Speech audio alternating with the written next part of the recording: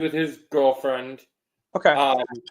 But we should have Chris here, my main co-host, in a couple minutes. Okay, cool. So we'll just run through the intro real quick, and then we'll ask a few questions and stuff and all that stuff.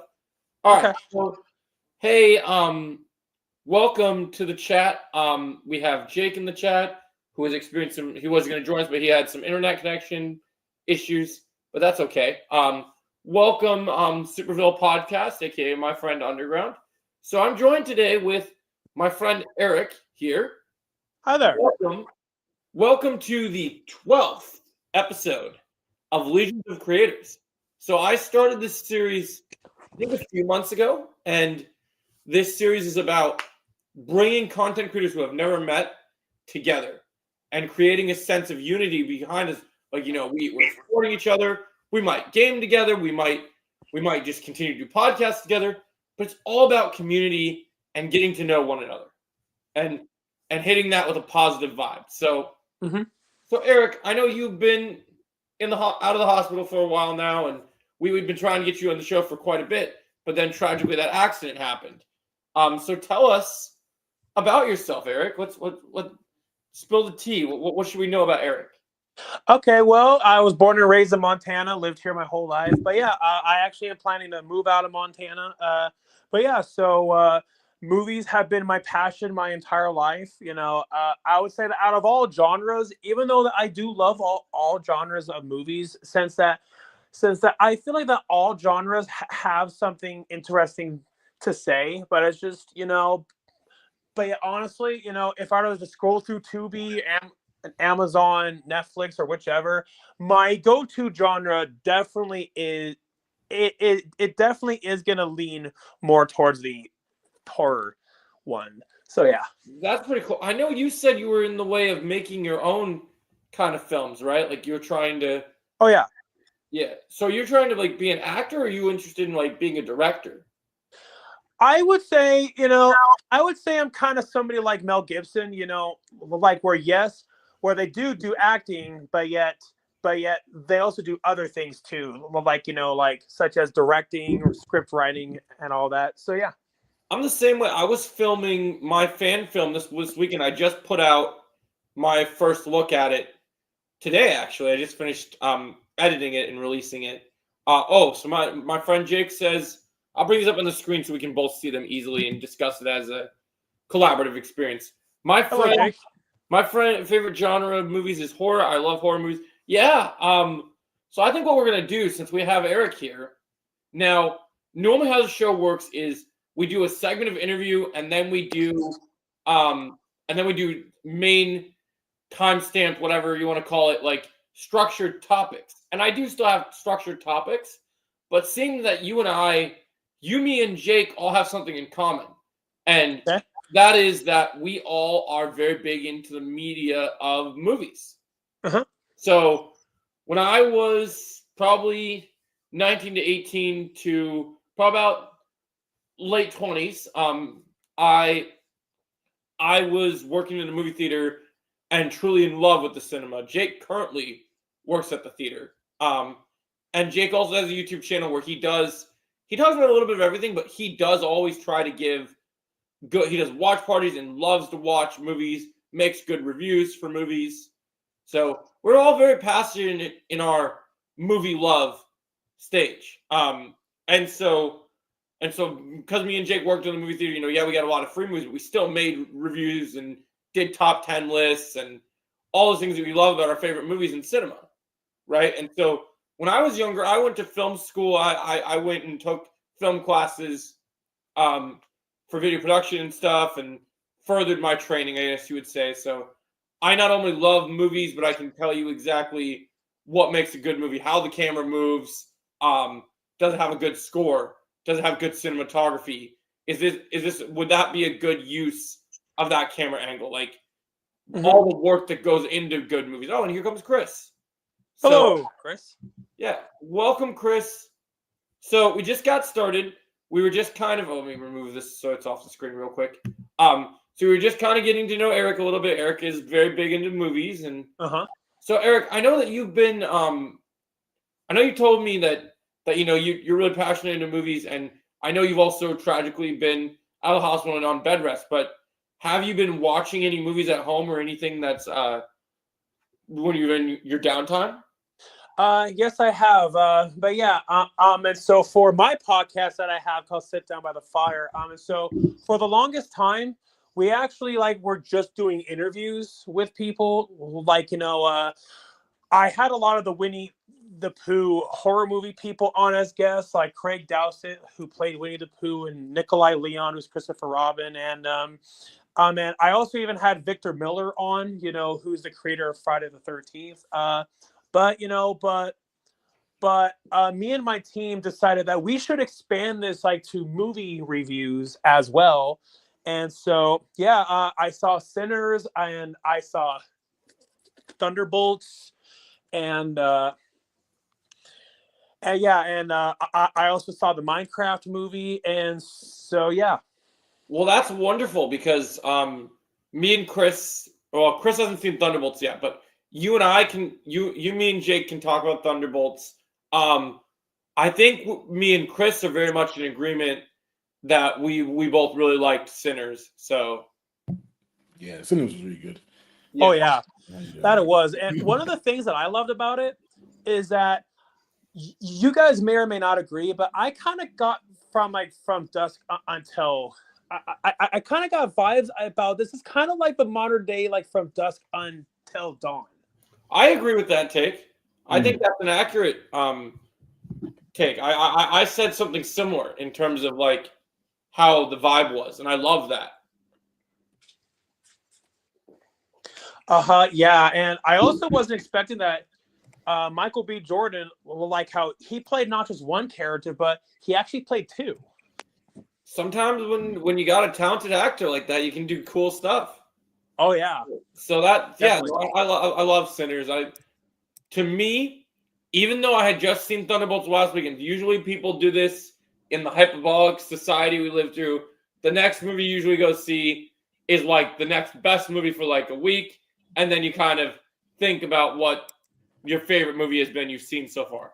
For me, so far, Sinners has not been topped yet, despite I have a lot of passion for Thunderbolts. Yeah. How was the Minecraft movie since you saw that one? So honestly, in my opinion, now, while Minecraft is something that I played a handful of times around 10 years ago, but excuse me, I mean, it's not that I have anything against the franchise. It's just that, I just never got as invested into it as a lot of other people have. And so therefore, when I went to go see the movie, I didn't have a biased mindset about it whatsoever. I went in pretty open-minded. I thought the movie was just okay. I kind of felt like that its plot was kind of hard to follow. And I mean, granted, it's probably because with all the Easter eggs in it that I didn't really understand it like what a lot of other people would have understood. And I mean, I didn't hate it. I didn't love it. I just thought it was just okay. I wouldn't be against watching it again, if it's in the background at a friend's house. But I definitely think that while I know it's comparing apples and oranges, but if I had to pick the best movie of the year, Sinners, I definitely would say it's that. Minecraft, it was just okay. Yeah, I don't think you can ever really. I haven't even seen the Minecraft movie, and I have history with Minecraft, but I'm not a super fan. I would definitely say I don't think that to say Sinners, even if you have kids and you love kids and kids movies and stuff, that's fantastic if you do. But just in terms of quality of the movie, from what I've heard, I don't think you can have a conversation about Sinners and Minecraft and loop those two together. Because for one, I don't know the director of Minecraft. And I'm not going to say he's not a real director. But this is Ryan Coogler we're talking about. So, I mean, that should already say what it needs to say. Because it's I'm not saying that this new guy that did Minecraft probably isn't a good filmmaker and knows what he's doing or doesn't know what he's doing.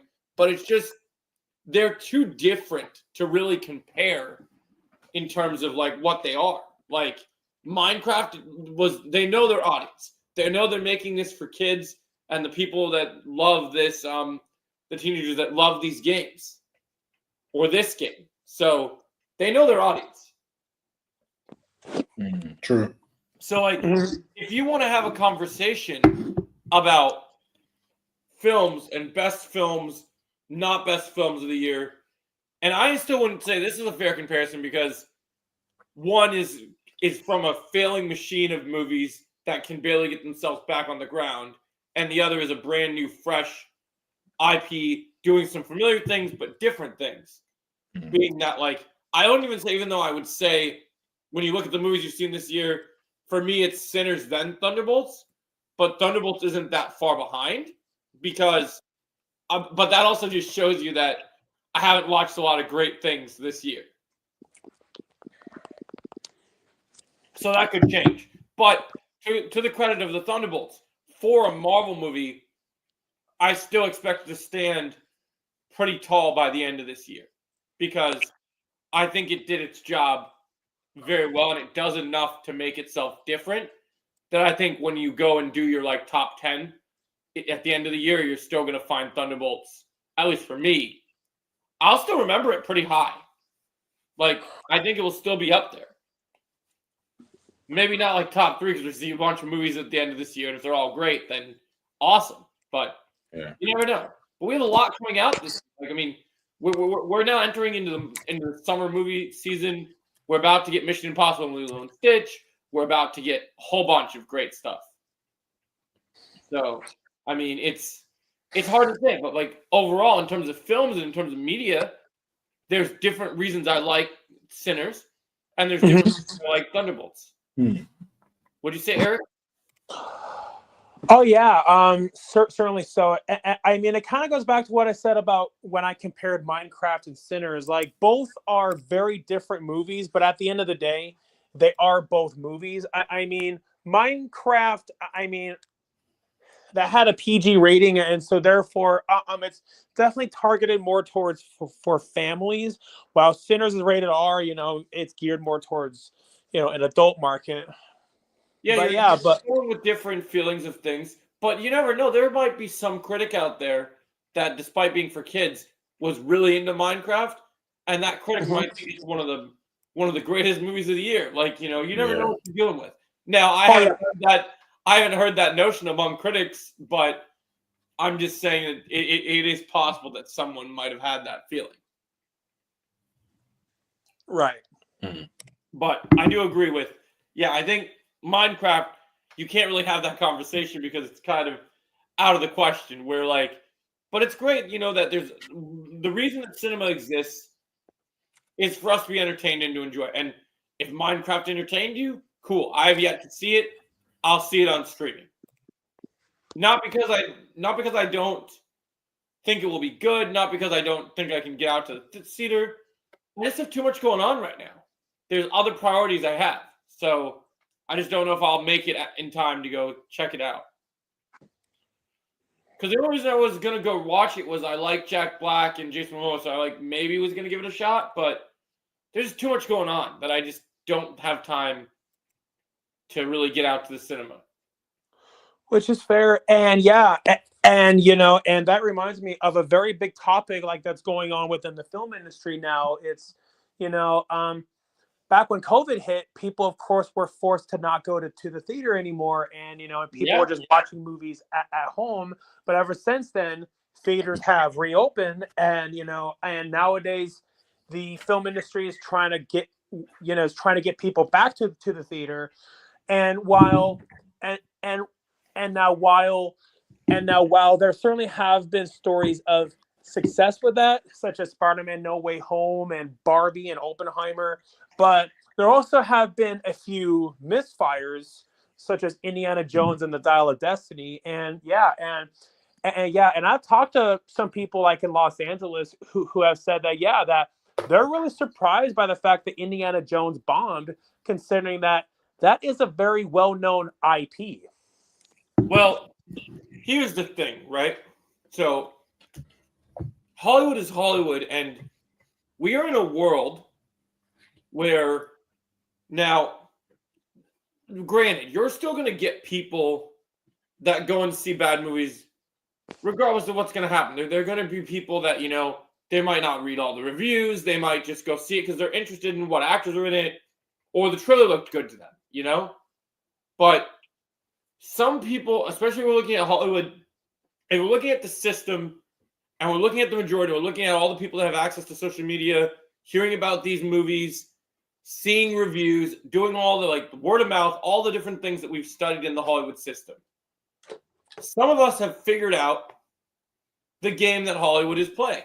And sometimes, for a lot of people when it comes to Hollywood, the same old stuff that they're trying to put out, for one, I think the Indiana Jones thing, and this will open a whole another can of worms, but the reason I think Indiana Jones didn't do well is pointed at the studio that it was made by.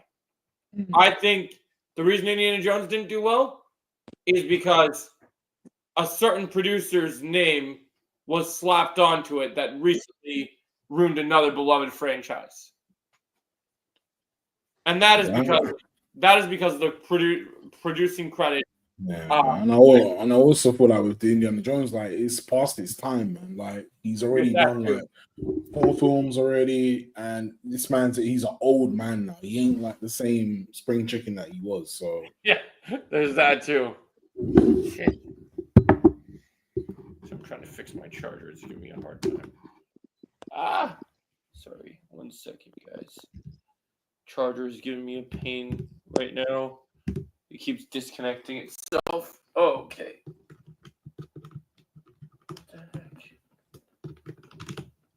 There we go. Okay. That should hopefully work now. So, yeah, no. I agree. I think the number one issue, Chris brings up a great point. People, I'm sorry, okay? I know it would have been a reboot. I know nowadays Hollywood reboots everything, changes everything, whatever they want, but I love Harrison Ford. But if they would have told me they were doing Indiana Jones 5 and they recasted Indiana Jones, I'll be honest, I wouldn't have had that much of an issue with it as long as the story was good. Yeah. Because he's past his prime. The whole look at Indiana Jones 4, right? Indiana Jones 4, not a well-regarded film. Nope. And you had an older Indy who was literally, still punching bad guys and doing things. And he did pretty well considering what they could do at that time. But he wasn't quite that old yet. But he was getting into that old age. And that's why they started bringing in, the son into the mantle. They had Shia LaBeouf and all those other wonderful things. But when you go to this new movie, now you look at it literally a year after, 2 years after we get Indiana Jones. Look what happens to Harrison Ford. He's starring in Marvel movies now. Now he's a Red Hulk. The guy's up there in age, and he's realized, he wants to be in roles that, are going to put him in a lot of makeup and, CGI his face and put some gray hair on his head and paint him red and make him a Red Hulk. Things change. And I think that sometimes the appeal, while these actors will always be legendary for what they have made, sometimes when you hear an idea, you got to kind of look at it and you go, I think we should stop doing this. And I think that this is a good time to kind of pull the plug and go, we can come up with another story, something original, something different, use other characters. Maybe bringing back Harrison Ford as Indiana Jones isn't the best move. It's not going to give us that popcorn pop that the cinema needs right now. Yeah.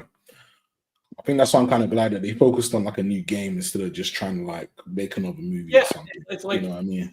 Even in games, you use the character, it's how you use it. And And I'm sure the box office's issues were more with the trailers didn't wow people. It wasn't something that really pulled people in. But when you look at Indiana Jones, I think, to be fair, they did Indiana Jones 4. I think those first 3 Indiana Jones films did a perfectly good job of starting and ending perfectly. Yeah. We didn't need a 4th, and we certainly didn't need a 5th. Yeah, word. And that's coming from someone I actually enjoy, despite it's not great.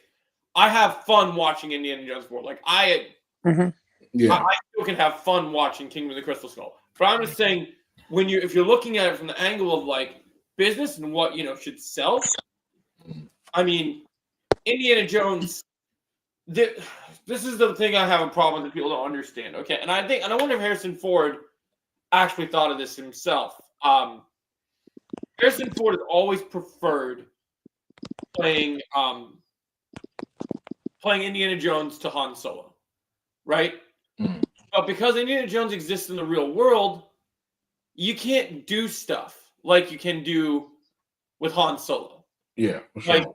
Like someone's probably making the argument, but people paid money to go see Force Awakens, and you had old Harrison Ford, and I mean, I'm telling you, okay, and we can open this can of worms all we want, or we don't have to. But hey, Brandon, but I'm just saying, if they did the sequel trilogy of Star Wars right, and they said, okay, Carrie Fisher, Han Solo, Carrie Fisher, Harrison Ford, and Mark Hamill are the central characters of this movie, even though they're in their late 60s or 70s.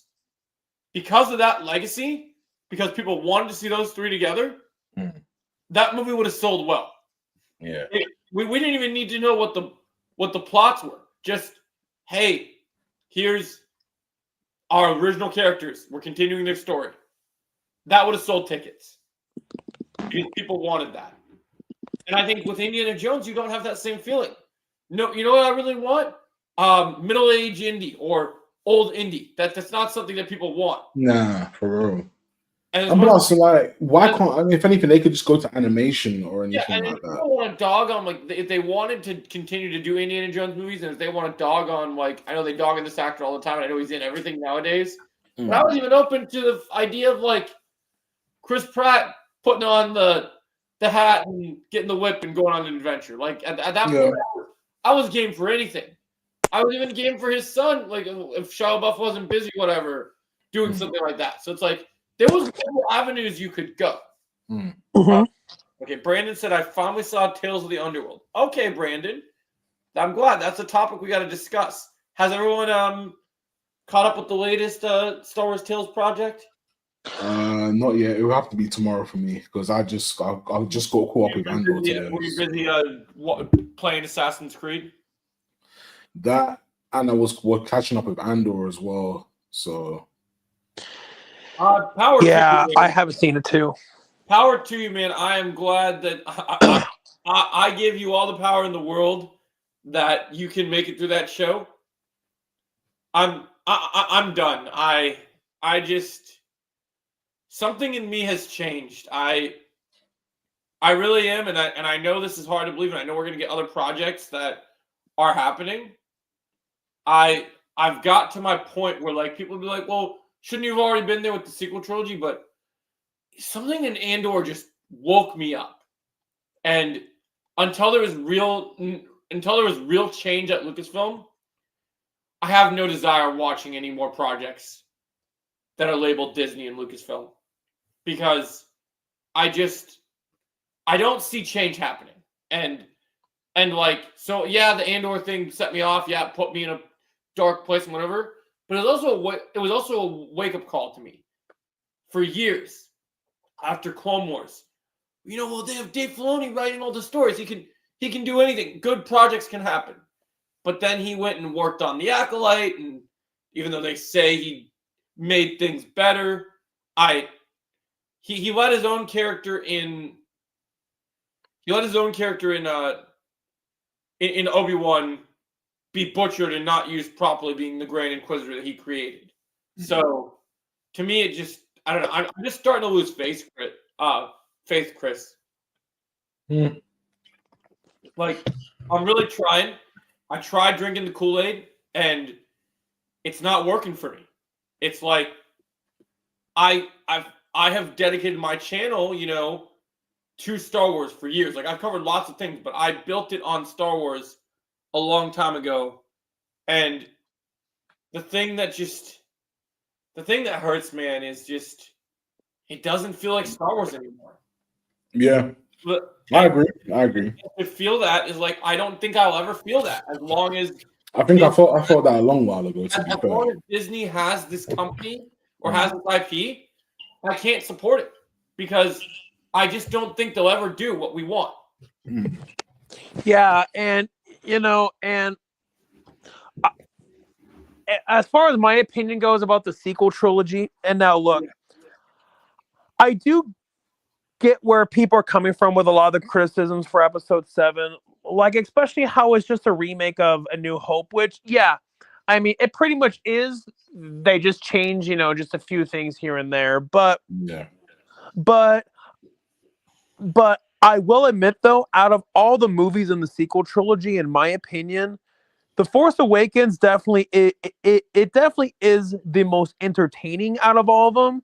And now, while granted, it may not be the most original, but but at least it has that entertainment value to it. Yeah, I agree with that. I agree. Okay, so Brandon said, unpopular opinion. Do you think for Tales of the Underworld, other 3 episodes could have been about Embo or Hondo instead of Ventress? I don't think it's about the characters.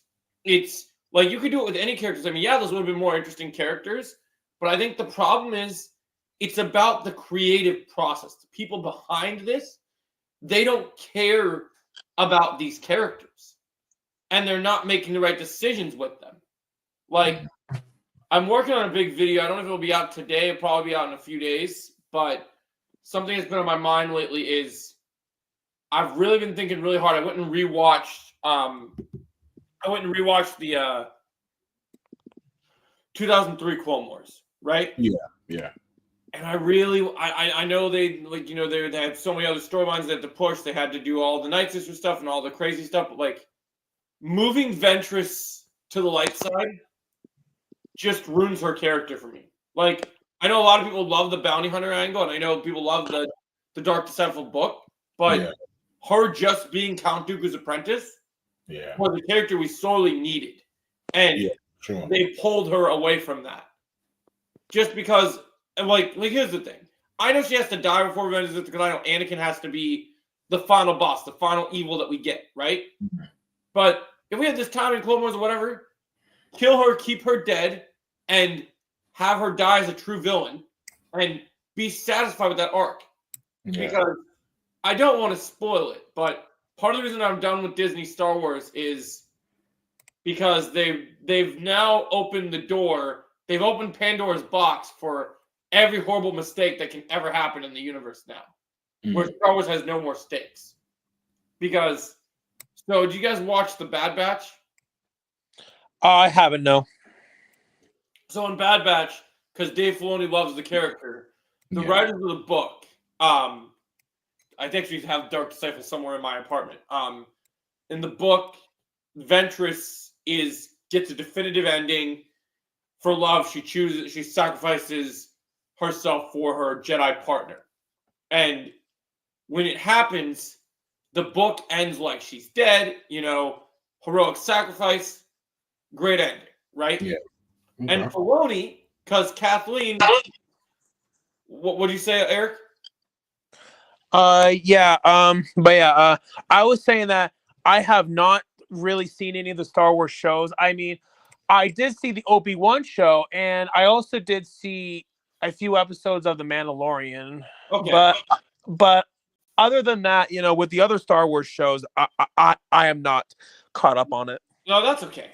So basically, Filoni had made the decision like, Ventress is such an important character. We love this character.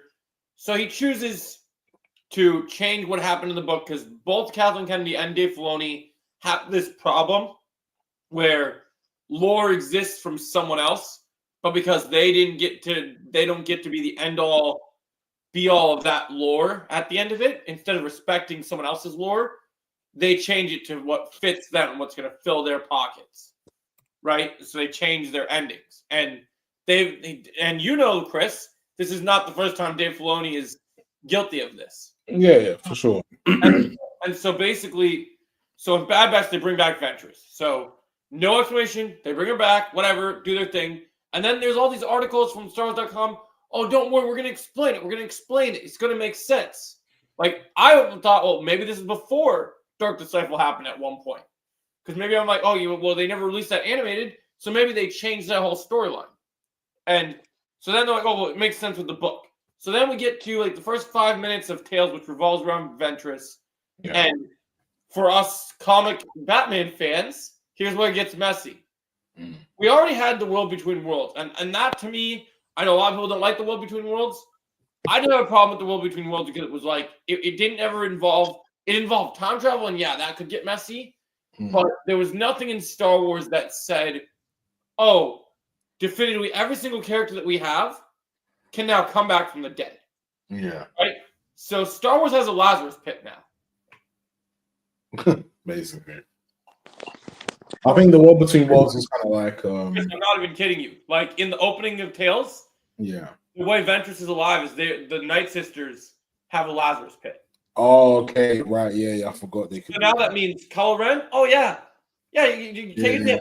You're back. I mean, in the Rey movie. That's what I'm saying. I mean, again, that whole I've already kind of given my view on the retcon stuff with Star Wars, but they need to just kind of.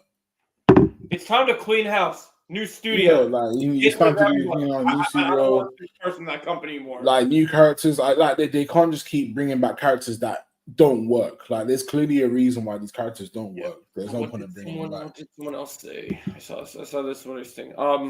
Does anyone else besides me feel like other bounty hunters, Zem Wessel, Greedo, Bosk, or Sting need more stories outside EU? Yeah, I would love to see more characters like that. Other stories. I think for sure. More bounty hunters for sure.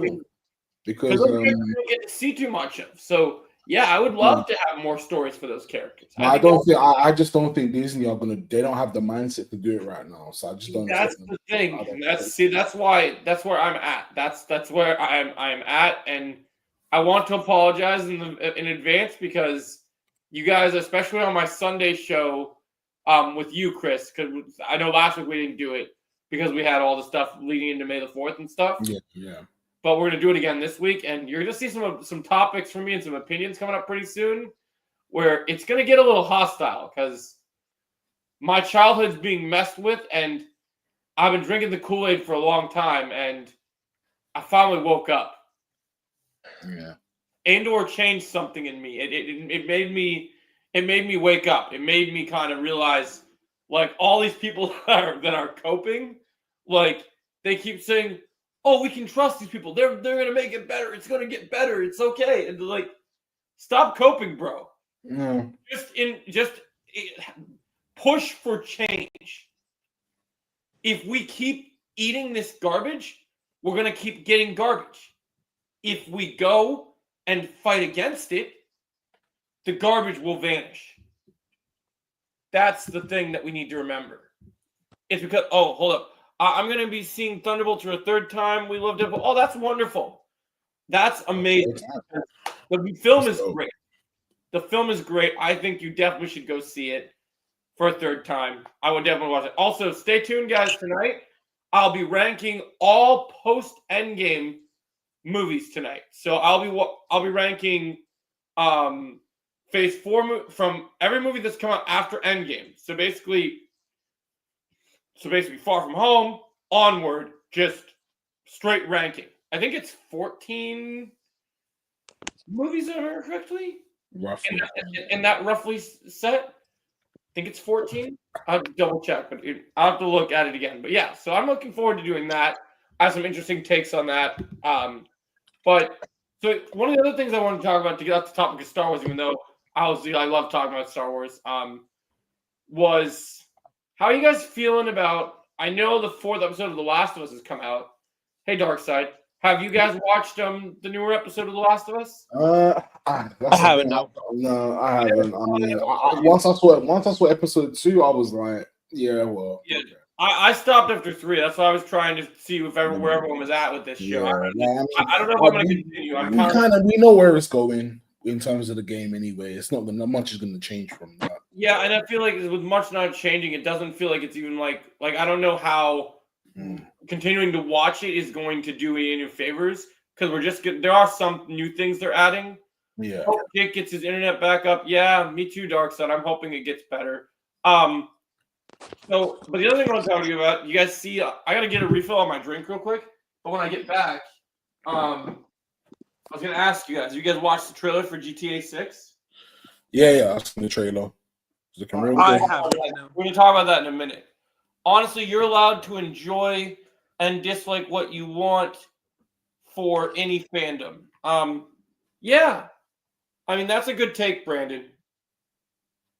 Oh yeah, certainly, yeah. And going back to Star Wars, I mean, of course, I'm not trying to blanket everybody in the fandom, but unfortunately, are some pretty toxic fans out there. Like, especially when Last Jedi came out, with that one actress like who played Rose, like she said something about how she got so much hate, like where she actually had to remove her social like media pages, and that's just sad. Yeah, for real. I do understand, like, if people don't, I understand people not liking something, but going to the actors, they're doing their job at the end of the day. The thing that's sad is that, You know what I mean? we open that can of worms. Like, the thing that upsets me is the actors were bullied, and it sucks that happened to them, right?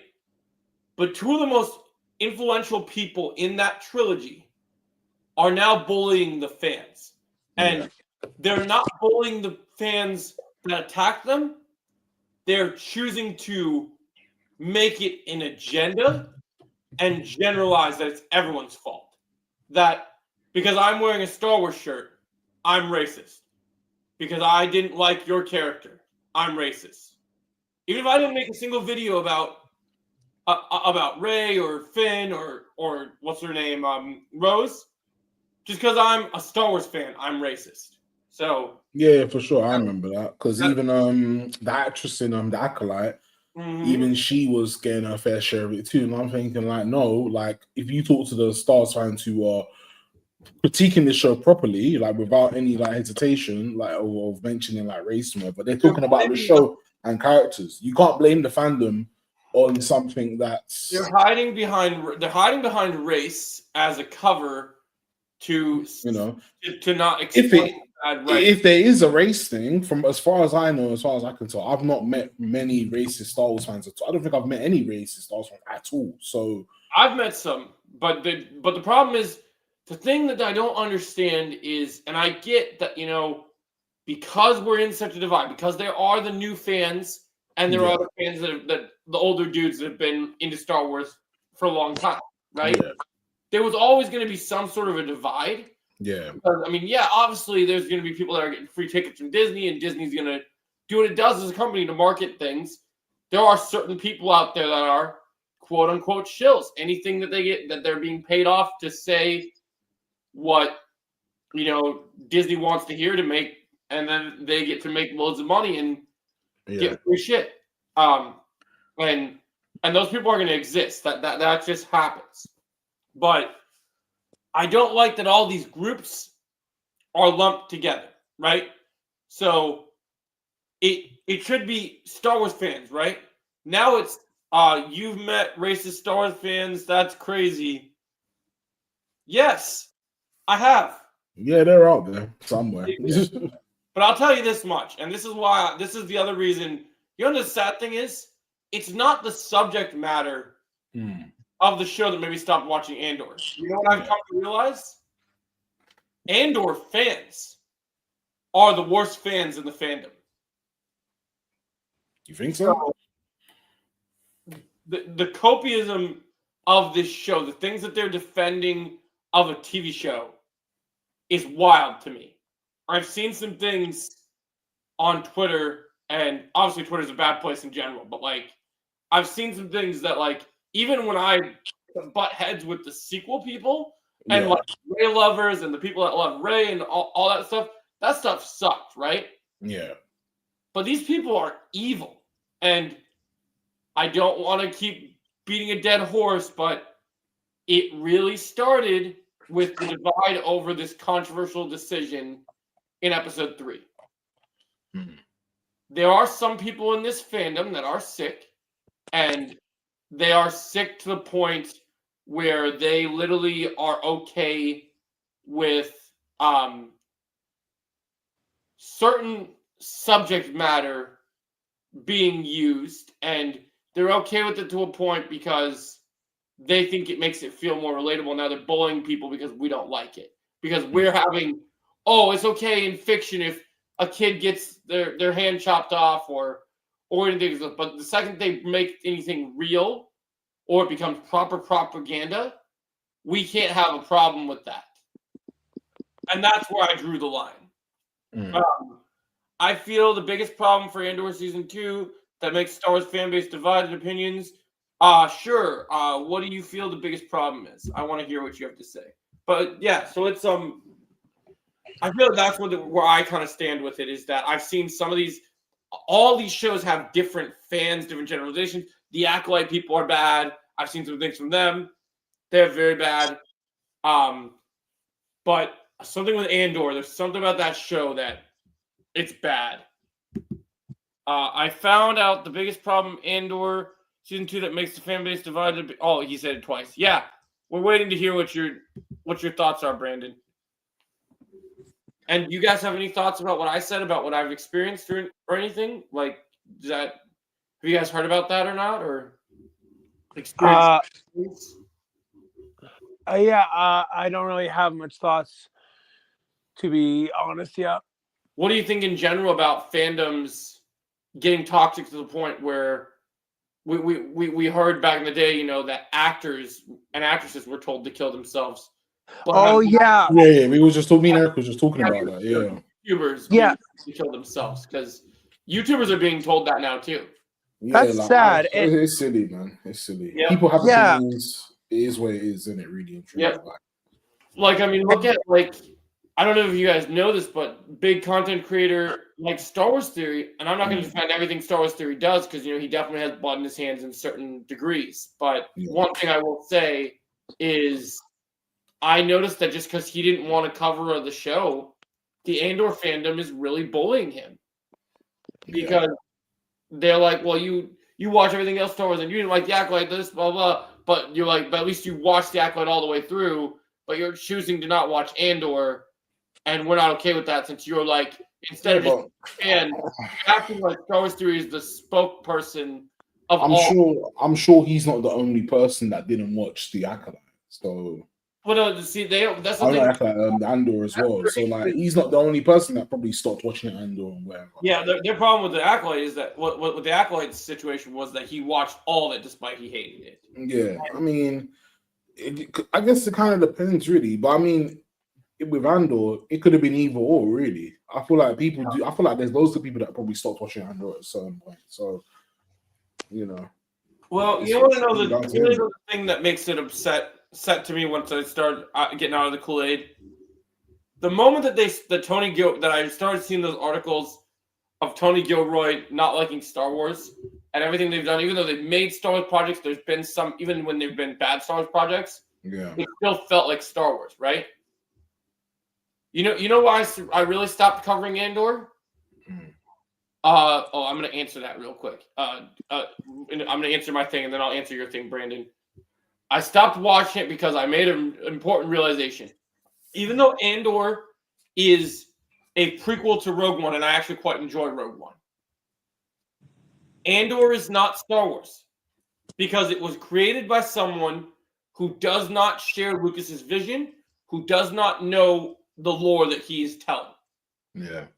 And so that's why, and my job is I watch these Star Wars shows to watch Star Wars, to watch a story. My channel is built on my love for Star Wars. Yeah, and he would have put aliens in it as well. That is, they slapped the Star Wars logo on it, but it's not Star Wars. Hold up, let's see. What if the reason Andor Season 2 doesn't feel like Star Wars is because Tony Gilroy wants to make Game of Thrones by using more dialogue and action compared to George Lucas Star Wars? Well, here's the thing. That's a good question. Tony Gilroy doesn't even do action. The problem is Andor is boring. And I'm just going to say that. And I don't care if the Andor fans come in here and get mad at me. It's boring. You spent $2 billion, probably even more than that, on a boring show. It's boring. And I don't care what anyone has said. It's got good acting for sure, but there are some. I will say this, especially in season 1, there is some like boring episodes, and there are some boring parts, but the parts that do really well are good. One thing I will say about season 2 of the latest episode, that I watched just recently, I defended a lot of parts in season 1, but Gilroy, he talks about not liking aliens and stuff like that, but there's aliens in episode 6. So I'm just like, what was this whole thing about you not contradicting himself? I'm telling you, man. I'm telling you, he's contradicting himself. He's gonna find a way to make it change. Okay, what does this next one say? I already read that one. Yeah, that's an interesting take, Brandon. Let's see. Super positive of this. There was one lightsaber fight that was good in the Acolyte, and Soul and Carrie Moss were the highlight of the show. Yeah, I mean, despite the Acolyte, I don't like it for what it breaks with lore and everything. I will admit that there were some cool fight sequences in that show. Yeah, there was. Like, it's not enough to save it for me, but I will give credit when credit is due. There were like 4 to 5 good actors, and that was about it for me. So yeah, I will give credit where credit is due for sure, because it does exist. But yeah, I think my problem is just that I don't know. I've seen Star Wars Theory's argument of like, and the big question is, what is Star Wars, right? And now Star Wars Theory's argument is if it doesn't have the Force and Jedi, it's not Star Wars. To me, my thing is I don't think it needs to have that stuff. I think other projects, my biggest thing with it, that it doesn't have the feeling of Star Wars. That's what I feel like it's we lack the feeling.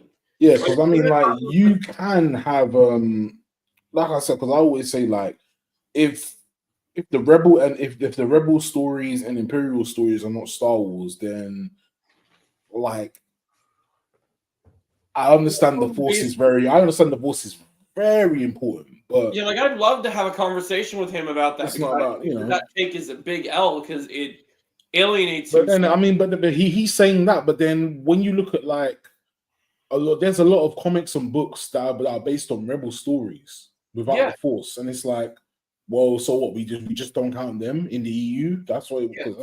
That's the thing. He's going to exclude those storylines because he says, "Oh, it's not this thing." I'm like, look, this is a galaxy far, far away. There are hundreds of different stories. There's hundreds of different stuff, new stuff. It happens. It's not a bad thing that these things happen. But I just have to draw the line and say that, when it comes to this, if you're going to make a show and you want to do different avenues, you want to do different characters, different stuff, make your show off interesting characters and continue to prove to us what makes this story in this current canon, what makes it feel that it is Star Wars. I'm not asking for a bunch of cameos or a bunch of crazy characters. I'm just saying, like, they chose to do a show for a prequel of a character that we know dies already, and his story is not interesting. He does not have lead character material. He doesn't, like, if you want to do a Star Wars show about a character that's in Andor that would have been better served for this story, and maybe you'd have to get a younger actor because the other actor's too old to carry the show, I would have done like a Saw Gerrera show about him leading his resistance to build up to the Empire, or not Empire, to build up to the rebellion. Stuff like that would have been good. Or like you got the great actor Luthen, could have been about how Luthen's rise to power and how he kind of goes and deals with that stuff. I feel like someone said hold up. I feel like if you want mature Star Wars content, then we do cool, intense action like in Clone Wars, Rebels, or Bad Batch, heavy sacrifice, Kanan's death. Yeah, we get that stuff, and like there's real sacrifice. And the thing that really upsets me is because it's not rated R or it's not mature. It is that happened in a kids show. It doesn't count. It doesn't. People write it off because it's in a kid. And but I still say to this day, Clone Wars is not for kids. I'm sorry. That makes me so aggravated. It's like because it was aired on Cartoon Network. Oh, it's for kids. It's like nah, man. No. When they watch it properly, like they don't understand. Stabbing a clone and kissing him at the same time.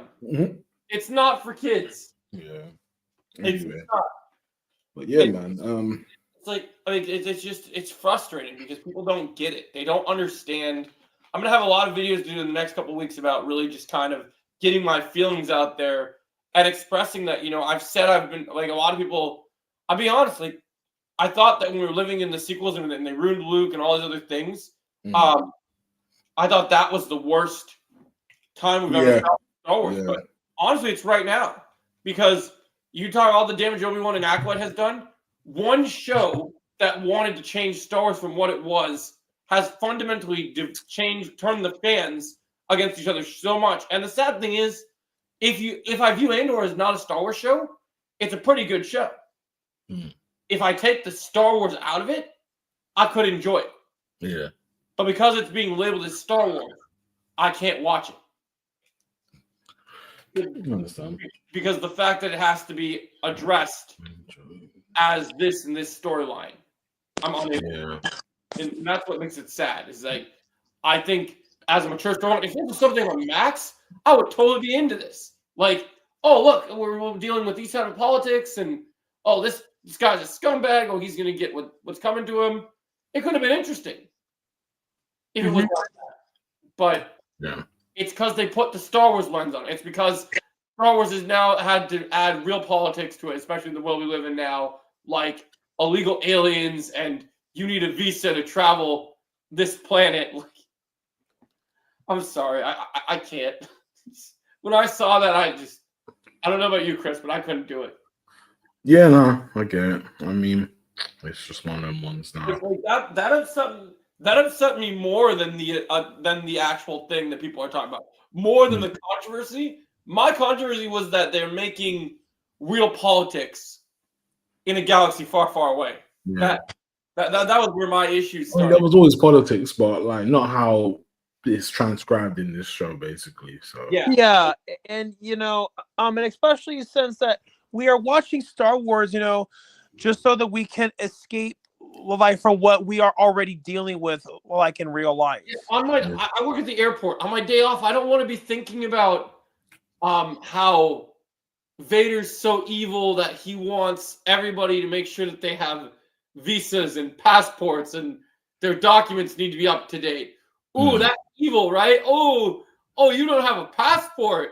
That's evil. You can't travel this country. Since when did the Empire become TSA or border control? Like, it's like, why would they care? They shouldn't care. They obliterate planets. They send people to death camps. Like, this makes no sense. Yeah. Oh, hold up. Does ordinary episodes with Lux, Bonteri, and Saw Gerrera of Clone Wars Season 5 feel like Star Wars compared to Andor Season 2? Yeah, because it was a part of the story. It was a part of the lore. And it involved characters that, weren't necessarily our main characters, but our main characters were involved in those stories. And they did a good job telling that story because it's like, oh, wow, okay. So young Saw Gerrera trained with Obi-Wan and Anakin. That's pretty cool. There's a lot of good stuff in Clone Wars that I think gets overlooked. I think it's crazy. Yeah. And then, let's see, where's the other one that Darkseid said? That's like saying asteroids need a visa to go to Mars. It's so Exactly. Yeah. It's like, it makes no sense. It really doesn't. So I guess to change topics a little bit, did anybody do anything? I know me and Chris watched Star Wars movies. What did you do for May the 4th, Eric? Remind me, was that on a Sunday or what? Yeah, it was Sunday, I believe. Sunday. Well, unfortunately, I didn't really get to do anything fun since that on May 4th, I had to work a 13-hour shift at the hospital, so I didn't really get to do anything fun. That really sucks. Did Mon Mothma's daughter wedding feel like filler because it was 3 episodes long? Yeah. I would definitely say that's an accurate. Definitely filler. Yeah, so that's tough when you have a 13-hour shift at the hospital. We watched the prequels of Star Wars again and came to the conclusion that Phantom Menace does not hold up. Yeah, Phantom Menace doesn't really hold up. That was a fun conclusion to come to. Like, oh yeah. It's a shame, man, because like it's not a bad film, but out of the if you were to rank the Star Wars, it would be the worst out of the whole OG and prequel. I'll probably be filming my ranking for all the films tonight because it's been on my mind lately. Let's see. Wedding 3 episodes long with Dark Side. Don't watch it. Basically, it basically was 3 episodes long, basically. Join my club. Don't watch the Andor Club. I'm telling you. I watched The Walking Dead City Season 2 on May the 4th because that was the premiere date. Oh, that's cool. Okay, cool. See, you don't always have to do everything Star Wars. Things. Different things. That's cool. Yeah, cool. No, that's man. Well, so you know what? Eric, let's change topics for a little bit. We didn't really get to touch on. Are you a gamer, Eric, or are you more just all movie stuff? I mean, I definitely do love games. I've been a really big Sonic the Hedgehog fan for practically my entire life, and I also love the Left 4 Dead games. I love a bunch of horror games. Like, I even recently played the Texas Chainsaw Massacre game, and I love it. But just with how my life has been, I just haven't had as much time to play video games as I incorporate games into our topics because Chris is our resident, like, out of all his content, Chris is like, I talk about games and I do game stuff, but Chris does a lot of game stuff. So I like to give Chris a little credit where credit is due. So Chris, we talk about GTA 6? Yeah, GTA 6. Yeah. So May the 4th, I watched prequel memes and watched some Jango Fett. Oh, that's pretty cool, Brandon. Cool. All right, so so here's the thing we got to talk about. So we heard earlier this week that GTA 6 once again, and before we get into this stuff, I really do have to go to the restroom, so I'll be right back. But we're going to start this topic with basically the news that came out earlier this week that GTA 6 is once again delayed. Yeah. So that's where keep that in your mind until I get back, because that's what no worries. We'll leave off on. So. Oh man. Yeah, GTA 6. I'm actually waiting for that, guy. Well, actually, I don't mind the wait, to be fair.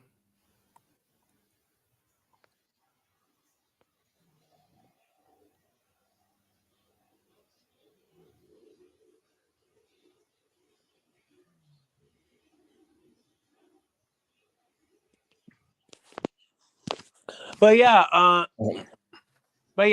mean, I would say I'm kind of more of a retro gamer. It's because of the nostalgia factor, but I get that. Yeah, that's the one. But at the same time, I also would not be against, playing any newer games. Like how I even mentioned how I played the Texas Chainsaw Massacre. Oh, that's cool. All right. Yeah, I've been hearing good things about that. I need to pick up one of those games like that. Playing the game once again after all the things that has happened, right? Yeah. But so to me, when you announce you're delaying your game, you don't announce you're delaying your game and then you release a trailer so close to playing the game. So we are going to talk about the trailer, and I'm glad we got the trailer. This marketing strategy makes no sense to me. Oh, we released a new awesome trailer, but you got to wait to play the game. It's that doesn't make sense to me. It's like, I thought you would hear an article, we delayed the game a little longer. It's going to take us a little longer to make this game as good as possible, even longer than we thought. So, hey guys, we got a new trailer for you. You're going to got to wait a little longer. So, what do you think about that strategy, Chris? I think, it's a bit unorthodox because, we was all expecting it this year, but I guess I don't mind waiting another year for the game to come out. As long as it's ready and there's no major issues when it comes out, like bugs and all that, I'm fine. I do get why they pushed it back because there's other games that are coming out this year that are pretty good. And if GTA 6 comes out, that's going to overshadow everything, a lot of things that come out this year. So I kind of respect the fact that they pushed it to next year to just kind of say, you know what? I guess give it a breather. said that they did something nice like that. Darkseid said, "Yeah, they're like, so here's the new trailer. See you in in 6 months." And then, okay, Brandon said, "Speaking of Star Wars, did you ever check out the popular Matt Welsh from Daily Wire review of Revenge of the Sith?" Yeah, I did. I've been reading theories coverage of it the last couple of days. It's wild, man. Just another one of those critics to this day and age. Like, if a modern critic, not a Star Wars critic, but a modern critic says that they didn't like the new Star Wars movies, I wouldn't be mad at them because, it doesn't make sense. And even for people that didn't just jumped in watching them as new movies and not following the story, it still doesn't make sense. So, like, I would understand that take. But it's wild to me that we do a re-release of a movie, and now that Revenge of the Sith has been re-released in theaters, there was already haters of Revenge of the Sith, and now there are people really going after it that are popular critics that are not Star Wars fans. They don't even say the characters' names right, but they're critics. I mean, this kind of happens with re-releases, though. You're going to get critics that become older, and they're going to be in that weird area where, for some reason, rage videos make clicks. So it just it happens. Wait, what, a year? Yeah. For GTA 6, yeah. And then it looks like Brandon has a question for you, Eric. Do you have a favorite Star Wars game? Do I have a favorite what, sorry? Star Wars game. Oh, that's a good one, because I definitely remember loving the Lego Star Wars games. I also love the Battlefront games. I think Star Wars Battlefront 2 on the PS2 was my favorite, but I also do remember playing the Episode 3 Revenge of the Sith game on the Xbox when that first came out. We love that game. Yeah. We talked about that we need to remaster that game. We love that game. Yeah. Yeah, it's kind of interesting. So wait a year. So even though we're getting all these Star Wars questions, so Chris, you saw the GTA 6 trailer? Yeah, I saw the trailer, yeah. Well, what are your impressions of this game now that you saw the new trailer? Yeah, everything's looking really good. It seems like they got the story. It seems like they got some type of story with the couple that's supposed to be the two roles. I don't know how it's gonna happen. How do you feel about both? How do you feel about this narrative of the game for the couple angle? Do you think this is an interesting place to take the story, or? Yeah, I think it's interesting because I don't know how they're gonna do it, but I feel like we're gonna have a chance to play as both characters. So yeah, that's a pretty exciting aspect. As long as if we do get that, cool. If not, if it's just one or the other, or one mission for this person, one mission for that person, I'm cool with that either way. Yeah. As long as it's just GTA and the usual style, Yeah, it's gonna be in Miami, Vice City again. So I'm happy with that. Vice City was my favorite. I like that vibe. I like that it looks like a good environment we're going to. The Darkseid was talking to Brandon about the Jango Fett Bounty Hunter game is great. Underground says, I remember playing Phantom Menace on PS1. Yeah, they not remastered it. Hey, Chosen. They remastered it, actually. I wouldn't necessarily call it a remaster, but yeah, they re-released it, basically. I wouldn't necessarily say they updated the graphics, but I've been doing this new thing where I've been going back to the old Star Wars games and kind of wanting to do, watch plays or let's plays of the really old games, which has been fun. At least the ones I could get a hold of on PlayStation. So I was thinking of maybe streaming some Jedi Outcast later. So I've been meaning to play more of that. But I'm really liking these retro games, and I think it's kind of fun. Me and Chris have talked a couple times about how it's interesting that we're getting a resurgence of more people being interested in retro games than some of the new stuff that's coming out. And there's a lot of studios that are making new retro games, which is kind of cool. Yeah. Bounty Hunter is very fun for a 2002 game. It's like Grand Theft Auto in space. Yeah, that's a good analogy for it. Yeah, pretty much. Yeah, I would say that. Yeah. I like that analogy. Yeah, I actually been meaning to play that one again too. I have that one actually. I have that one on PS5 actually. Mm-hmm. A pretty good one. That's pretty interesting. But yeah, so I think GTA 6 It looks fun. It looks different. If you slide back over to movies, Eric, what's the next movie you're gonna go see, Eric? So so there's this horror movie coming out, Clown and something. It's a horror movie. Me and my co-host of my podcast, we're gonna go see that on Thursday or Friday. But yeah, like with my What's that? podcast, Clown and Corfield, right? I think that is. yeah, that's his name. Yeah, and so since that we've mostly interviewed like horror film guests on the podcast, like it makes sense that we have been appealing to that market, and so and then therefore me and my co-host agreed that it would make sense if we go review that since we've already appealed to that market. So Oh, sorry, I got laughing because so one of my friends in the chat right now just reappeared online, and last night me and him made a bet. And so I don't know if you've ever played Fortnite, Eric, but in Fortnite there's a game there's a game called Gun Game, like in Call of Duty, right? Mm-hmm. And my friend was he's gonna come up now and chat with us.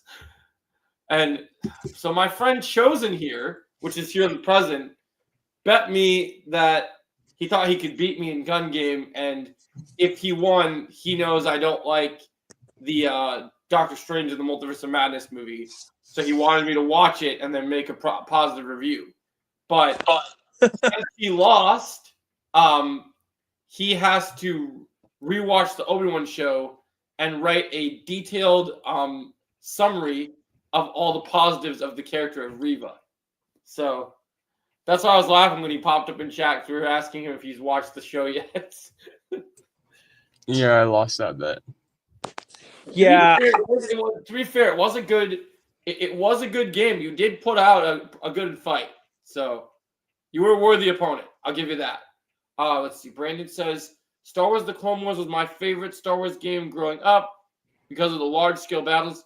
Which Clone Wars game was that? Was that the one where they did after Attack of the Clones, where you drove in the ships, or which one? Because I remember there was a couple Clone Wars games. Was it the lightsaber battles, or I know there was the Galaxy Heroes one where you played as all the different Clone Wars characters? Which Clone Wars game was that? Also, by the way, I was mentioning earlier in the chat that I'm also excited for Clown and Corfield. That's one movie I'm excited to watch too. So you love your clowns. Yeah, I love my clowns. Chosen here is our resident Art the Clown expert. He loves the Terrifier movies. Eric. Oh, nice. Yeah. And it's funny they mentioned that since that I actually got an Art the Clown mask that actually is signed by the two girls who were in the original film. Oh, that's nice. Okay, cool. It is, yeah. Our resident a podcast where he talks about movies, so that's pretty cool. So that's interesting. I'm still wondering. They're all right movies. Underground says. I mean, Underground. I think the second one is my favorite one. Terrifier 2. Yeah. Oh, what was that? Oh, you're showing the mask. Mm-hmm. Oh, that's so cool. Okay, nice. We got a couple different signatures on there. That's pretty. Did they both sign it? Yep.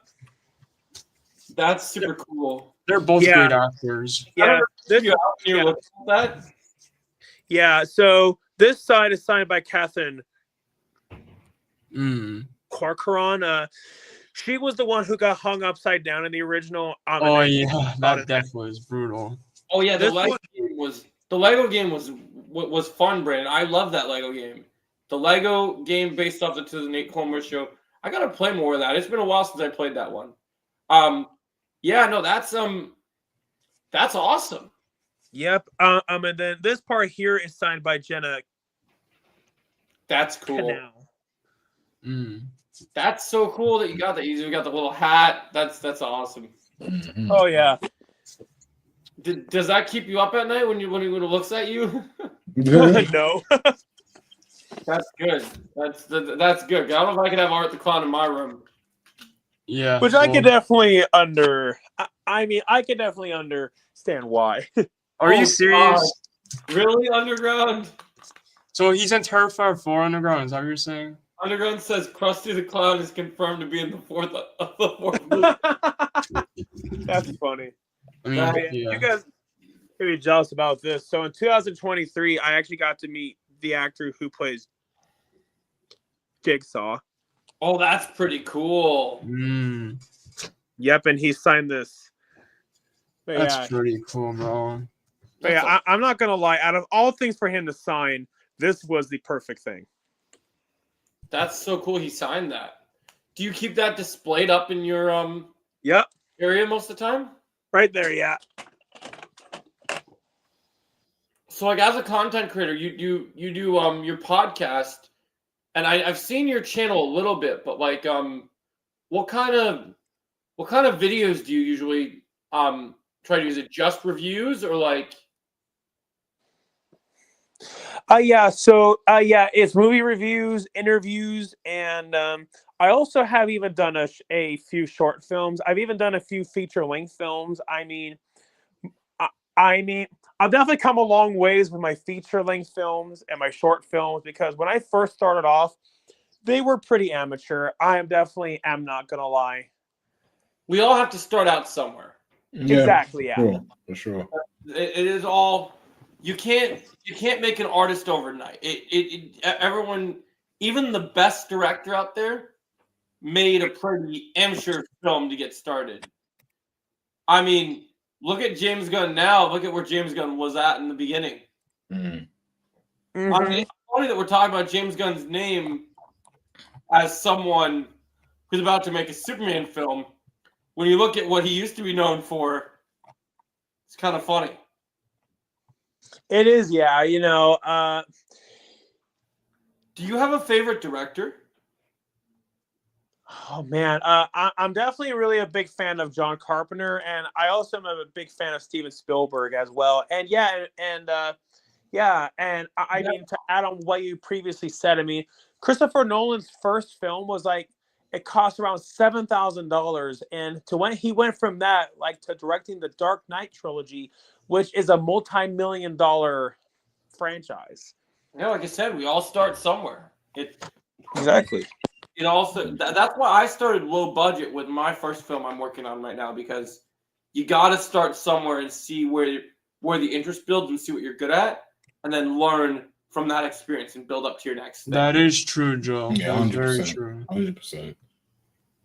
Take it one step at a time, man. So why for my film, I really wanted to make a Hong Kong style martial arts film because I am a martial artist and I enjoy that, and I don't see that too much in the cinema anymore. So I was like, I really want to make that as one of my things. So I thought that would be really fun. And so far it's going good. I released a new look at it today, and I'm pretty happy with it. It's looking really. Oh yeah, I did see that. Do you like how I made it the black and white filter? I did notice something else, Joe, that you did later in the video. What did I do? You did the Terry Silver thing. Yep, I was having fun. We were having fun when we were shooting that scene, so it was great. I mean, it was awesome because there's no one else around. It was at night, and we had the railing there, and just it was really beautifully displayed. And it's only going to get better as time goes on. And I'm so excited because once I start making more money and stuff, I'll be able to do so many cool things, and I can't wait. Oh yeah, certainly. So I think that's really cool. The other thing is, so since we're on the topic of directors, I want to go across the room and see just a different feel of people. No worries, Underground. We should go across the room and see who do you guys think is your favorite director, and what do you think makes them your favorite director, and kind of what do you feel that director inspired you to be not in the movies, but you really understand filmmaking and the world of filmmaking because of that director? Did you see James Gunn's new post on his dog Ozo react to barking of crypto? I didn't see that. That's interesting, Brandon. So who wants to go first? I guess I'll go first, or Yeah. If you got okay, this is my personal take on this director, because the way he films these movies is so well done. It especially gets better and better each movie. Damien Leone, who does Terrifier, my favorite director. I don't know what it is or what it is, but he keeps improving with his directing. Terrifier 1, it was a low budget movie, but then once you get to Terrifier 2 and 3, you can see the difference. When you keep watching the movies, you can see the big difference. And I've known this guy, he loves filming these movies. He's a really big fan of filming these movies. I can tell he's really good at it. He's working very hard on these movies. So yeah, that's my answer. It's a great answer. It's a great answer. I love that answer. Yeah, especially considering that Terrifier 1 costs what, 30 or so grand just to make it? You went from that to Terrifier 3, and Terrifier 3 had a budget of 1 million, so yeah. That's I could just imagine Terrifier 4's budget. Yeah. Well, is it going to be 5 million or 10 million or what? You never know. I don't know, but I can already since that this is bro, oh my god, I can't wait. Honestly, I just can't wait. Me too. Good job so far. I think the next movie will be probably either one of his best, or maybe will be his best. It just depends. We got to see what the artist cooks. Yeah. The only thing that makes me nervous about Terrifier 4 is that they're going to reveal Art the Clown's backstory, which I kind of feel like that's going to make him less scary, because that's the same thing that they did with Michael Myers in Halloween: The Curse of Michael Myers, where they give away his backstory with the whole cult thing. And see, but I think the thing that took away from Michael Myers, I think the thing that ruined Michael Myers, the issue was that Michael Myers, no matter what, they went with this whole unkillable thing where he just kept coming back, and then they finally killed him. Where I think that's what made him lose his impact. Is if he would have been killed all these people, and then just died, and it would serve the story in a good way, I think that would have been much better. Because then you would be like, okay, look, this guy was a menace, and then he got stopped. And I think the whole superhuman, just not getting killed by anything and then finally dying, didn't really work. That's the difference with Art the Clown. Art the Clown, if you actually try to do it, it won't work, because it's doing something else. It's very. What about? Do you have one? Are you ready for yours, Eric? Do you have one? Yeah. Yeah. So while it's kind of a toss, it's because Jaws was the movie that inspired me to get into filmmaking in the first place. And so, I really want to say Spielberg, but at the same time, I feel like a lot of people will automatically say Spielberg simply because, he's Steven Spielberg. Well, but makes your favorite director, right? So you have to look at even though other people have a similar director than you, that's not a bad thing. You have to feel like for you're passionate about this person because this reason, that reason, and then another reason, right? So right. What does this person do that makes you go, "Oh, I love this director because look at what they can do." Right. Yeah. And that's a big thing that Spielberg got you in from a movie like Jaws. He got you in to want to do filmmaking. That's a big deal. It is. Yeah, and I also am a really big fan of John Carpenter. John Carpenter's got great movies. So I say it's a tie between John and Steven. But yeah, John Carpenter. It really is because of when I saw Halloween for the first time. But yeah, Halloween really was one of the movies that got me a fan of horror films, and on top of that, I just love John's style. Yeah. One of the things I love about John, is the fact that he not only, well, obviously he directs his own movies, but I also love like how he even like will compose it as well.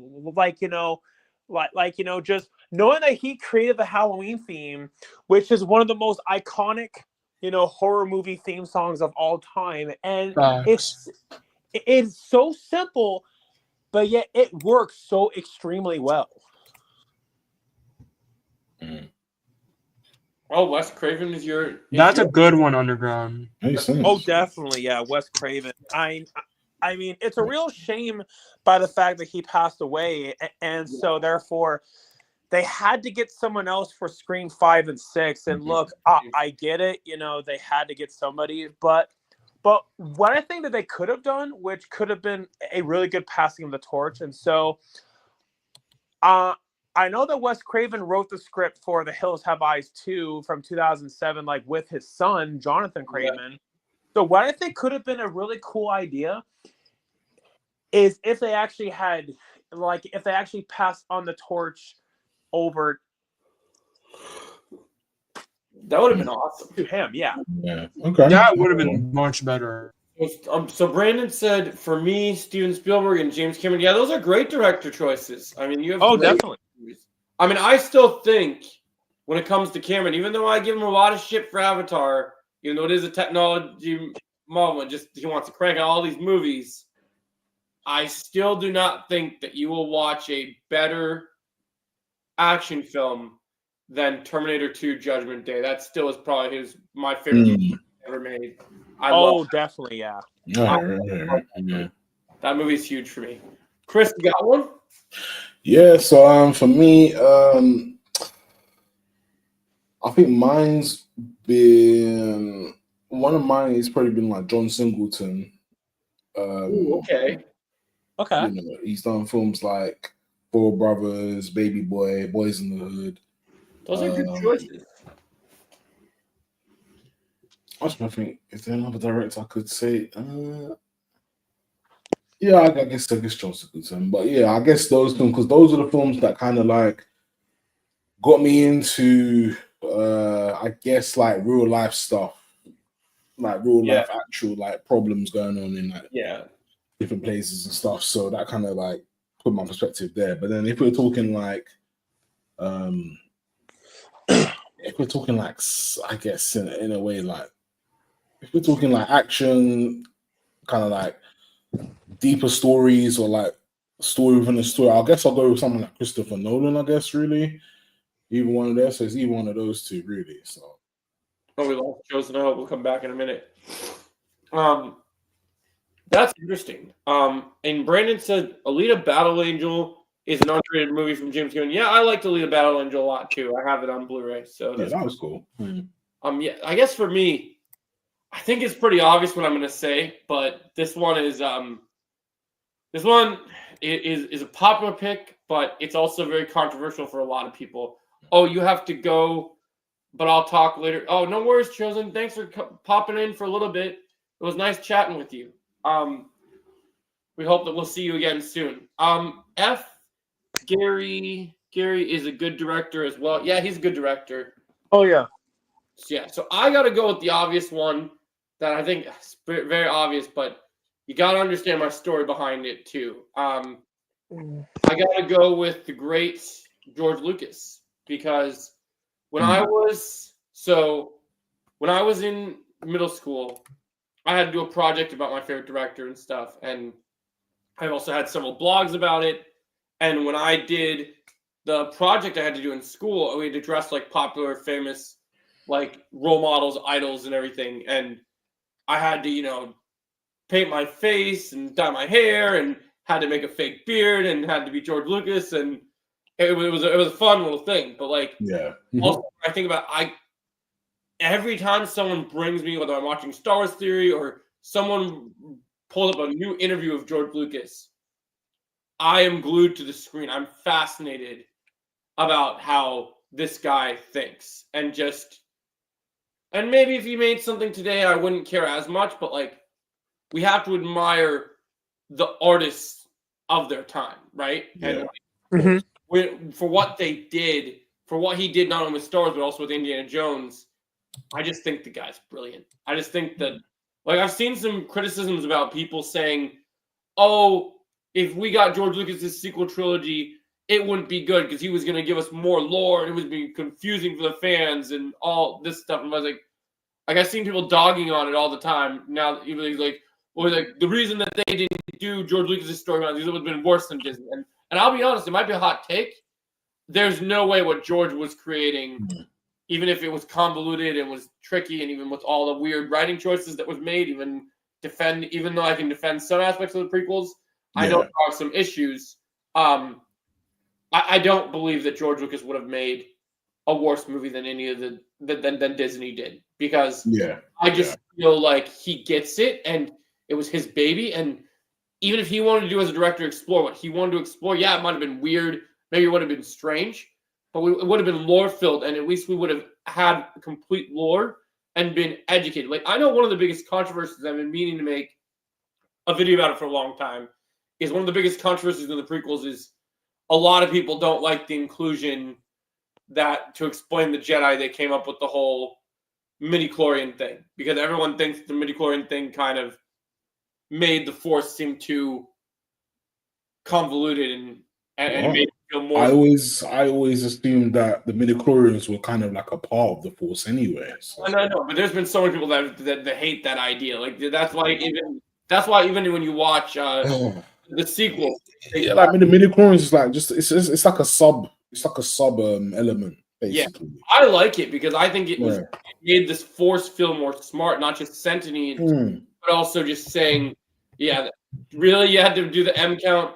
You got to say, like, don't do the M count nonsense. Everyone does. Disney wants to say M count because they're afraid to say midichlorian.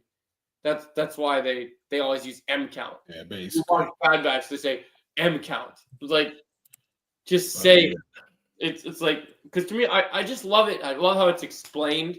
I love how, like, the idea of it is, especially for someone who is a man of faith. I really appreciate the attention to detail on, like, the Force is said in books and in the movies, that it surrounds everything. And the fact that there's these things in your blood that basically tell you how strong you're on the Force based on how many you have, I think is just wonderful. Do you think the prequel trilogy would have turned out differently if his first wife worked with him to help him like original trilogy? Yeah, that would have been interesting. She clearly knew what she was doing. We can't predict. We can't go back in time and figure out what would have been better, what wouldn't have been. But maybe that would have changed it. But we can only take what is, not what was. So we have to look at what is. But what is no matter what people say, one thing that I think me and Star Wars Theory are in the same vein is like, and here's the thing that I realized too, is like, even though a lot of people say Dave Filoni was like stepping into George's shadow and doing everything and listening to George and took a lot of advice from George, we still can't get the elephant out of the room, even when Filoni did do good work, that no one will ever be George Lucas. And no one will be. I don't think when you look at film, this is the other thing I want. There's this documentary I want to watch on Disney Plus about the LM technology, right? Mm-hmm. And what's interesting is we talk about George Lucas and everyone just says, oh yeah, the Star Wars guy, oh, the Indiana Jones guy. But this guy changed cinema forever. It was not just Star Wars. It was not just Indiana Jones. You'll come to realize how much he impacted. Yeah, we already talked about it, Retrolad. You're late, buddy. You missed that one. But yeah, we're excited. But so I just find that fascinating. I love watching documentaries like that. Like when I'm editing a video, I'll just pop in a documentary and listen to a director explain something to me. I find it so interesting. Yeah. But it's George Lucas and I don't know, just something about not only Star Wars, but just listening to the man talk about almost anything. It's fascinating to me. And sometimes it agitates me because I see these people that even though they think it's funny, because you have such respect for a person, it's so hard to see people mock him and just like, I understand the shitty writing and all the other things, but people always dog on George Lucas because he's the director. no one ever dogs on the writers. They were like, George Lucas did it. Well, how about you think about that there's writers that actually got involved and wrote the things differently? Like, yeah, they're bad ideas, but is there any chance we could see Mara Jade in the future or no? I'll say this, not under Disney. Maybe post. Not under Disney. Not under Disney. Like don't expect any legend stuff happening whilst under Disney. Yeah. That's what I can say. I was thinking about this too. It makes me so mad because I don't know if you were thinking about this the other day, Eric, because we were going to talk. I was going to ask you about Thunderbolts. I have been one of the biggest advocates for if we're going to continue to tell stories with the characters that we love, we want to see these characters be utilized. I know people are making a big up in arms choice over what Andor did with Jimmy Smith with Bail Organa, right?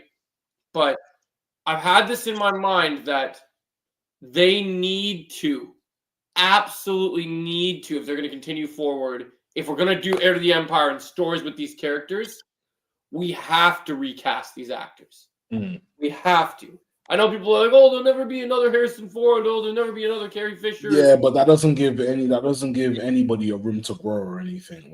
Like we need to recast. I understand there's a ceiling. Yeah. I understand there's I get it. I mean, these guys are the staples, but at the same time, it's like one of the things they're old now. You know what I mean? Carrie Fisher's unfortunately passed away. I don't know if you guys heard about this, but did you hear that Mark Hamill gave Sebastian Stan his approval to take over? Yeah. And I think it was because he does look like a young Luke Skywalker. Oh yeah. And the crazy thing is he wants to do it, and this is the messed up thing, right? Disney, even though he's Bucky and all those other things in Marvel, Disney has not called him. And now Disney is trying to do this stupid thing where because they fucked up Luke Skywalker in the sequel trilogy, now they are trying to, after their fun little cameos in the Mandoverse, they're trying to erase Luke Skywalker.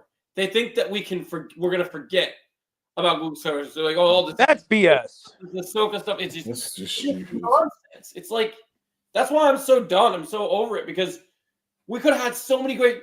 And honestly, if you're so scared of live action Luke, out of all the animated projects you could make an animated Luke show. And they haven't even done that about Luke's Jedi Temple. It's like, come on, man. Like, you have Mark Hamill's voice right there. If that was what you needed to do, they're so scared of telling any story with Luke Skywalker ever. And it's just so stupid. It's like, this character is so important and you just want to sweep him under the rug so much. But instead you want to give us these shitty other characters. Oh, Rushlab wants to know, Eric, what your favorite horror films are. Okay, well, in no particular order. I mean, definitely the original Halloween is on there. I mean, that's good. And I mean, there are some people who will debate about if Jaws is a horror movie or not, but in my own personal opinion, I say that it is. And, I also am a fan of the Universal monster movies, like, Frankenstein with Boris Karloff, Creature from the Black Lagoon, Dracula with Bela Lugosi. So, and a lot of other people will say the same thing, but, I will say that the original Texas Chainsaw Massacre definitely is one of the greatest horror movies ever made, especially considering that was made 50 years ago. And yet that movie scares people to this very day. Yeah, you got to respect the OG. You got to really that's dope, man. Respect those are some really great ones. I really think that's you got to show respect to the OG. I definitely agree. What do you think? My comment? Oh, I don't know if I saw that. About Ron Howard. Let's see. What did I miss? George Lucas did originally wanted other directors like Ron Howard to do prequel trilogy, but wanted to complete his vision for Star Wars. Every director deserves to tell their vision, whatever vision that is. In terms of bringing in other directors to help make his movie, I think that even when someone has a vision and their creative vision is awesome, sometimes it's okay as a visionary to ask for help as well. Yeah. Well, I am going to give George Lucas the most credit because he created something that I'm very passionate and dear and hold a lot of my love in my heart for. he would, especially after really enjoying Solo, if he would have brought Ron Howard in, I would not have been mad. I'll be honest with you guys, even though I'm really, really against Disney right now with Star Wars, you know what part I'm a big fan of that I want to see more projects from, that I really am hoping she actually gets something to have happen? Yeah. I think that Bryce Dallas Howard could be potentially one of the future potential directors that could not. Yeah, because she didn't she direct a few episodes of The Mandalorian? Yeah, and like she seems like someone that like look a lot of stuff like you can't ever fix the damage of Star Wars. Like all the damage is going to take a while to clean off. But in terms of pushing things in a new direction, out of all the directors that are currently employed, if she stepped away from Disney, I think she could make amazing stuff. Like, yeah, I just think she has such talent and such amazingness. I think that she could just, like, if she really does truly pursue this Mace project she wants to do, I'll be all in on it. Like, honestly, the idea of telling Mace Windu and like how they can handle that storyline, which was what fans wanted since the prequel trilogy. Like, I feel like she gets it, man. I feel like she gets it in a way. Yeah, I just like what she's done. Like, the fact that she learned from her father, and she still is she's becoming a very confident director. I like her more as a director than I like her as an actress. I'll say that much. I definitely. Yeah, yeah. Actress was a little rough in Jurassic World, but when she directs, she's got my attention for sure. I really wish, and I don't know why this wasn't a thing, but I really wish she would have directed the Obi-Wan show instead of the girl that they got that did the one.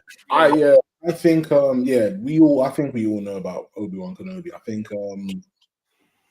I think she would. The direction was, the 3 movies and stuff. They cut that, made a season. I thought, all right, cool, but yeah, I think Bryce, she probably could have given a better, with the context of what she done with Mandalorian and crew and things like that. It's like, well, she's got the ideas already there with Star Wars. Why not let her expand on it? But I feel like the problem is as well, they probably see it's like, oh well, Bryce, so because she knows a lot about the lore and stuff like that, she's probably like, again, like the higher execs are looking at her like, well. And that's the problem with Disney Star Wars, is all the people that know. I know Kathleen Kennedy is looking at her just thinking like, how the flip did you make a show? Like, how did you get this to work? But I couldn't. Like, you know what I mean? So the thing that's frustrating about the people that know the lore is that I guarantee Kathleen Kennedy has those people locked up in the basement somewhere, and only comes out to play during certain projects because she knows that those things are fundamentally destroying the vision that she wants to push. I think she's starting to realize that people want real storytelling and want real characters, and I think that scares her. And I think that that's started to really take effect, especially you saw it, especially during Celebration. I would have taken any other director over Deborah Chow, which made no sense for Obi-Wan Kenobi, who is a legacy character. Yeah, she did like 2 episodes of Mando, and we'd never heard of her before, and then she just decided she's going to do Obi-Wan because I guess the episodes that she directed were good, so we're like, oh, well, she can do Obi-Wan. Why would you give her a legacy show? Like, fair enough, she directs Mando because it's a new show with new characters, but you give her one of the most important legacy characters. Yeah. Like, that makes no sense. I don't know why they did it. I'd never heard of Deborah Chow before, other than I think Rich has a question for Eric. Hold on. Okay. What did he say? He said, what other movies do you like? Yeah. Oh, what other movies do you like? Yeah.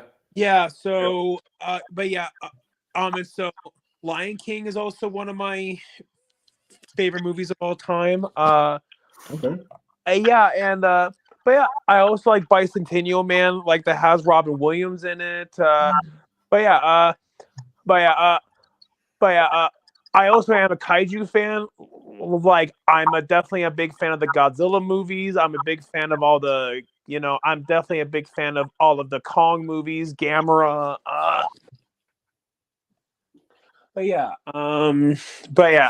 also am a fan of comedies, like, such as Beavis and Butthead and South Park. Dang.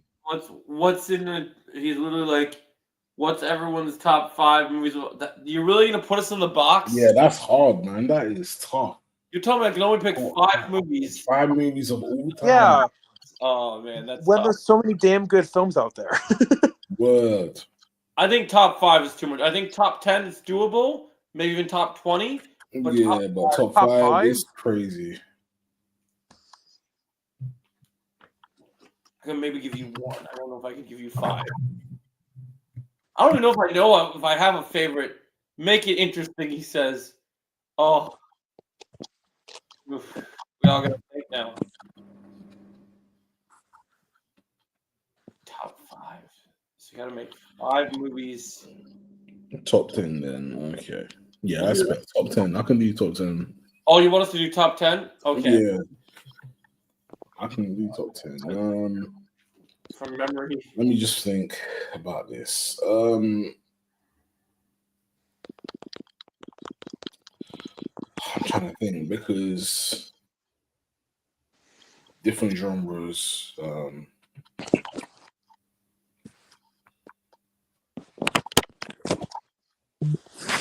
I don't really want to mention. Actually, no. I guess I could mention series of movies, but it has to be one though. For me. Let's see. Top 10. Oh man, movies top 10.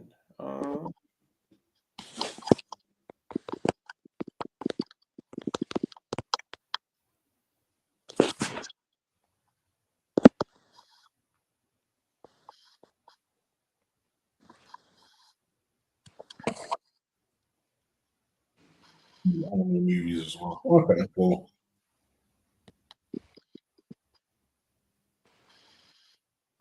Let's see. I might just do live action because for the anime movie, then I have to go into it. Yeah, that's tough. Okay. Oh, and anime. It can be anime movies as well. Oh man. I'm gonna stick to live action for You're me. going 10, not 5. Okay, top 10. If I had to go off the bat, off the top of my head, I'll go with The Godfather, My Rush favorite. Hour 2. Well, Dumb and Dumber, huh?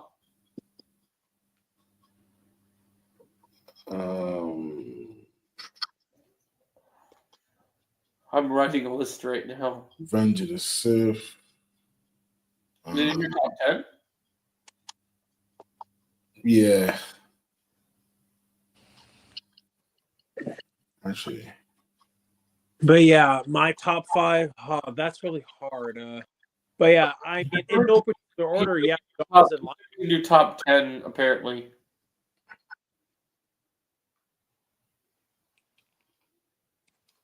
I'm curious to see if anyone puts any Marvel movies on their top 10. Marvel movies, I don't know. They're up there for sure, some of them, but I wouldn't say like I don't know. Oh, that's an interesting I have to one. really think about this. Let me really think. Okay, so you did Fast 5, Civil War, Karate Kid 2, Suicide Squad, Infinity War, Endgame, Mulan, and the Hound, Fox and the Hound. That's my top 10. Ooh, Fair enough. Okay. that's a pretty good list. I like that. Yes, I think I'll go with The Godfather, Rush Hour. It's either 1 or 2. I'm probably gonna have to go with. No, I'm going with 2. 2. Rush Hour 2, Godfather, Inception.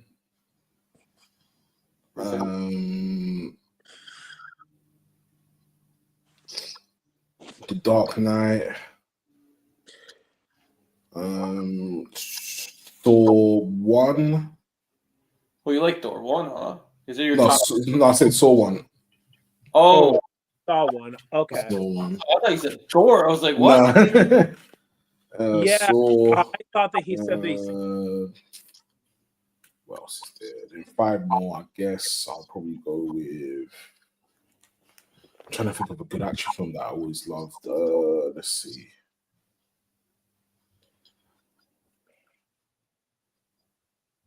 I'm on number 8 on my list right now.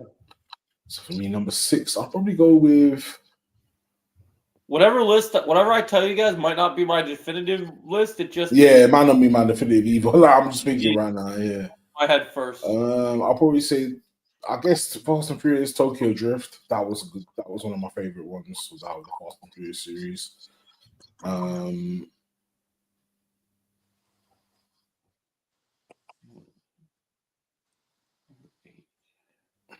Boys in the Hood.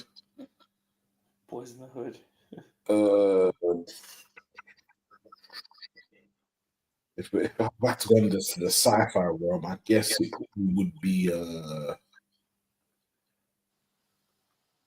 I guess Empire Strikes Back. I think that's fair. Yeah. And 2 more.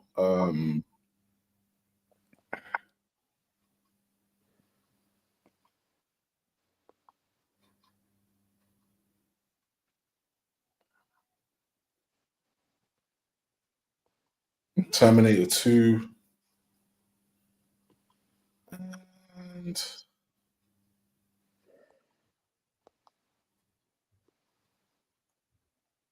Empire Strikes Back.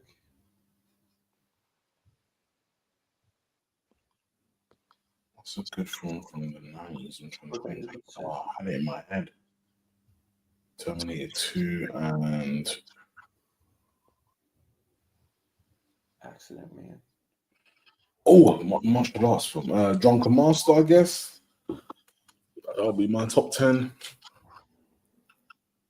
It's not my definitive list, but it's definitely films that I've like watched a lot growing up. So I'm still working on mine right now, but yeah.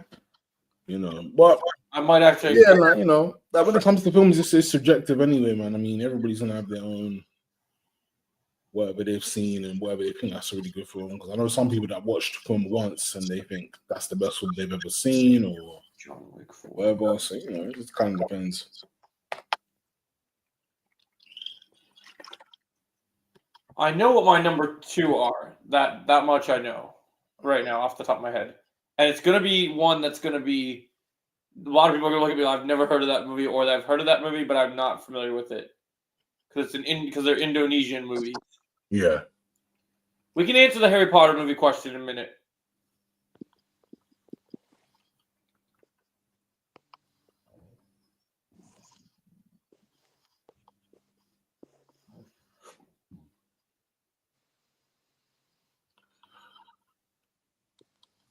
This is fun for sure. Oh yeah, The Matrix. This is why I don't like doing top 10. You always forget about one film. Always forget. Matrix is in my top 10 for sure. I just did what films came to mind first, really. I have to really sit down and think about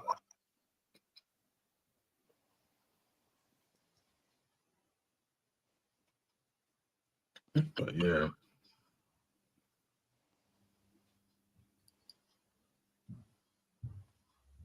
And the things with these top 10s and stuff, it can always change anyway because there's always going to be things that just impact you differently. Whether it's like 10 years ago or even now, like it might just be like, nah, this is top 5 for you.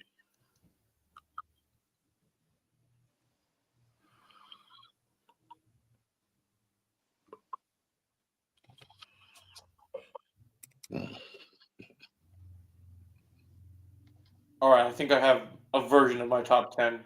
Yeah, go for it. Number 10, Hook. Okay. Robin Williams movie. Love Hook. Okay, that's good. Number 9, Empire Strikes Back. Yeah. My second favorite Star Wars film. Number 8, The Gentleman. Probably my favorite Englishman movie ever. Also, the movie where the where the C word equals the time that Samuel Jackson has done the mother effer word. Yeah. Number 7, Revenge of the Sith. Everyone knows I love the Revenge of the Sith.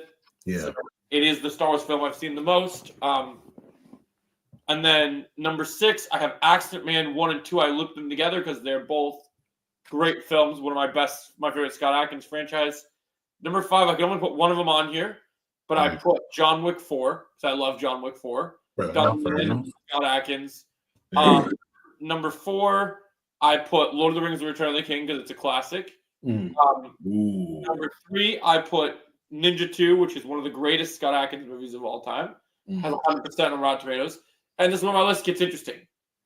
I put at number 2, The Raid, because I just recently watched a movie from the director of The Raid, of a new movie that's not as good as The Raid. And my number 1 movie, which is also an Indonesian movie, is The Raid 2. Because for sure. Both of them are good. Films are amazing, and I heard that the director might even do a third movie. So, if he does a third one, hey, I would love it. I would love be it. cold. I'll see that in cinema. Me too. So you've seen The Raid? Yeah, I've seen both of them. Yeah. I feel like he's done another film. Wasn't there another film? No. He just did Havoc on Netflix, which is pretty good. Yeah, I watched Havoc. It's actually a good watch. It's actually a really good watch. Yeah, I just made a review for it today. It's not bad. I like it. He's also got this show on streaming called The Gangs of London. Yeah, that I need to tune in with. Yeah. That's on Netflix now. I need to watch that, man. Honestly, I think Wizard of Oz is in my top 10. Oh, that's a great film. Yeah, that's a good film. Yeah, for sure. Like I said, I would have to sit down and really think on this top 10. I could change it any day. Yeah, for real. Honestly, like I have to really think about it because you have to the top 10. You have to really include all the genres, man. You know what I might do? One of these days, I might have to do like a top 50 or something. I might have to come up with like 50. Do like a tier list or something, you know? What do you say? Do like a tier list. Yeah, like a tier list. I really know. I think I watch all my favorite movies again and then really look at where they look. Oh yeah, but Retro, you asked favorite Harry Potter movie. Who were asking? For me, it's everybody. I think. For me, my favorite is Order of the Phoenix. Okay, that's good. I like that movie. Also, Jason Isaac getting punched in the face by Gary Oldman. Yeah. Yeah. I think for me, I was gonna say Prisoner of Azkaban. No, I think it's gonna be Goblet of Fire for sure. Yeah, Goblet of Fire is good. Prisoner of Azkaban is good. Prisoner of Azkaban feels the most different of the franchise. Yeah. I love Order of Phoenix. But yeah, I think they're all good. What about you, Eric? You got a favorite Harry Potter film? Yeah, hard for me to decide, but I think part 2 of the Deathly Hallows. Yeah, I think I would say finale, man. Some people like the finale. There's nothing wrong with the finale. Yeah. And yeah, it's mostly because I just felt like that it wrapped things up like just so spot on. I agree, man. I think that's a great choice. Yeah. You can do no good choice.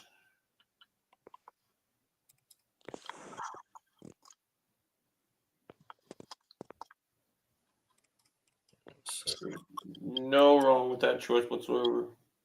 Oh yeah. Chamber of Secrets. Oh, your favorite book is the Book of Half-Blood Prince is amazing. Yeah, the Half-Blood Prince book is really good. Yeah.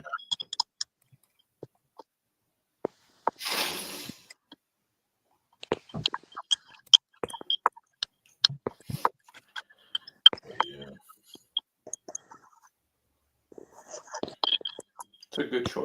Yeah, that's a really good one. I like that one a lot. That one's a really good choice. So, as a fan of Marvel movies, Eric, what do you think of Thunderbolts? I definitely enjoyed it, but at the same time, I won't go as far as saying that it was my favorite Marvel movie, but at the same time, I definitely did enjoy it though. But it's just, a lot of people will agree that, it's just Avengers Endgame was like the peak of the peak, that was the top of the mountain, and it's just the only way to go from there like is down. So I mean, I don't know, man. If they do Secret Wars right, they might go up. Yeah. Certainly, yeah. I feel like, for me, the way I look at it, Winter Soldier is my favorite MCU film. Yeah, that's a good pick. I think it's interesting. Everyone has a different MCU film. When you talk to people, like a lot of people would say, it's obviously into the Avengers movies because the Avengers movies are great. But like some people like more the smaller one-on-one stories with an individual character. Yeah. Yeah, it does kind of remind you of that. That's a good point. Underground. My favorite MCU film, and I'm biased as hell, so like I get to say this, and it's kind of poetic that he's gonna direct Spider-Man now as well. I freaking love Shang-Chi, man. I think every time I go back to Shang-Chi, even with the CGI sequence in the end, the fact that the movie's like a straight up Hong Kong martial arts movie, and then you go and you get humor in it, and then the ending of the movie, you get like straight up anime in live action. That movie is just great. Yeah, that's a pretty good top 3. Winter Soldier, Iron Man, and Infinity War. I love Infinity War too. Infinity War. Excuse me. Yeah, man. No, for me, Marvel. I think it's Winter Soldier, Thor Ragnarok.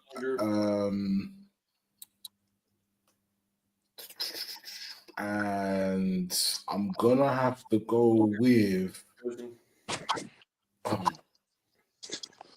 Doctor Strange 1. I think. Yeah, the first one is great. That's why Doctor Strange is really good. Because I just love that first Doctor Strange movie, and I want that one was really good to me. So I think those are my top 3. Yeah, I love a lot of them. But yeah, I do agree that a lot of people, Iron Man 1's great, Infinity War's great, Winter Soldier's great. Yeah, I think I might be the only one that has a Phase 4 movie in my top 3 MCU movies, and that's just because I understand it though. Yeah, it's a good film. Shang-Chi is a really good film though. I don't know why, but it just something about that movie everything in that movie just worked for me. The martial arts were on point. I like the story. I like the father-son dynamic. I saw a lot of people say that the CGI in the third act holds the movie back. I actually don't think it does that much because it establishes that our main character is able to fight villains that are going to be able to use powers, and that he's not just a martial artist. He has abilities and makes him stand above the rest, which is cool. Iron Man is underrated. I will say this though, I like Thunderbolts more. Like when people watch my post-Endgame video today, they're gonna realize that I like Thunderbolts a lot more than people think I do, because something about it, after all the movies we've had, just felt different. It just feels different, and I love that. It doesn't top 3 MCU movie, but it just something about it just really works. Yeah. It's just something. I've heard majority of good things about it. There are some people who have said some things that they don't like it, but Oh, they don't like it? You've heard? Yeah, I've heard some people don't like it. You got to go see it and make your own opinion. Yeah, that's what I'm saying. I'm gonna go and see it. I'm not surprised. I'll see it for myself and how I feel about it. It deserves to be in the top 5 of post. I do feel like this is probably going to be one of the best Marvel film this year.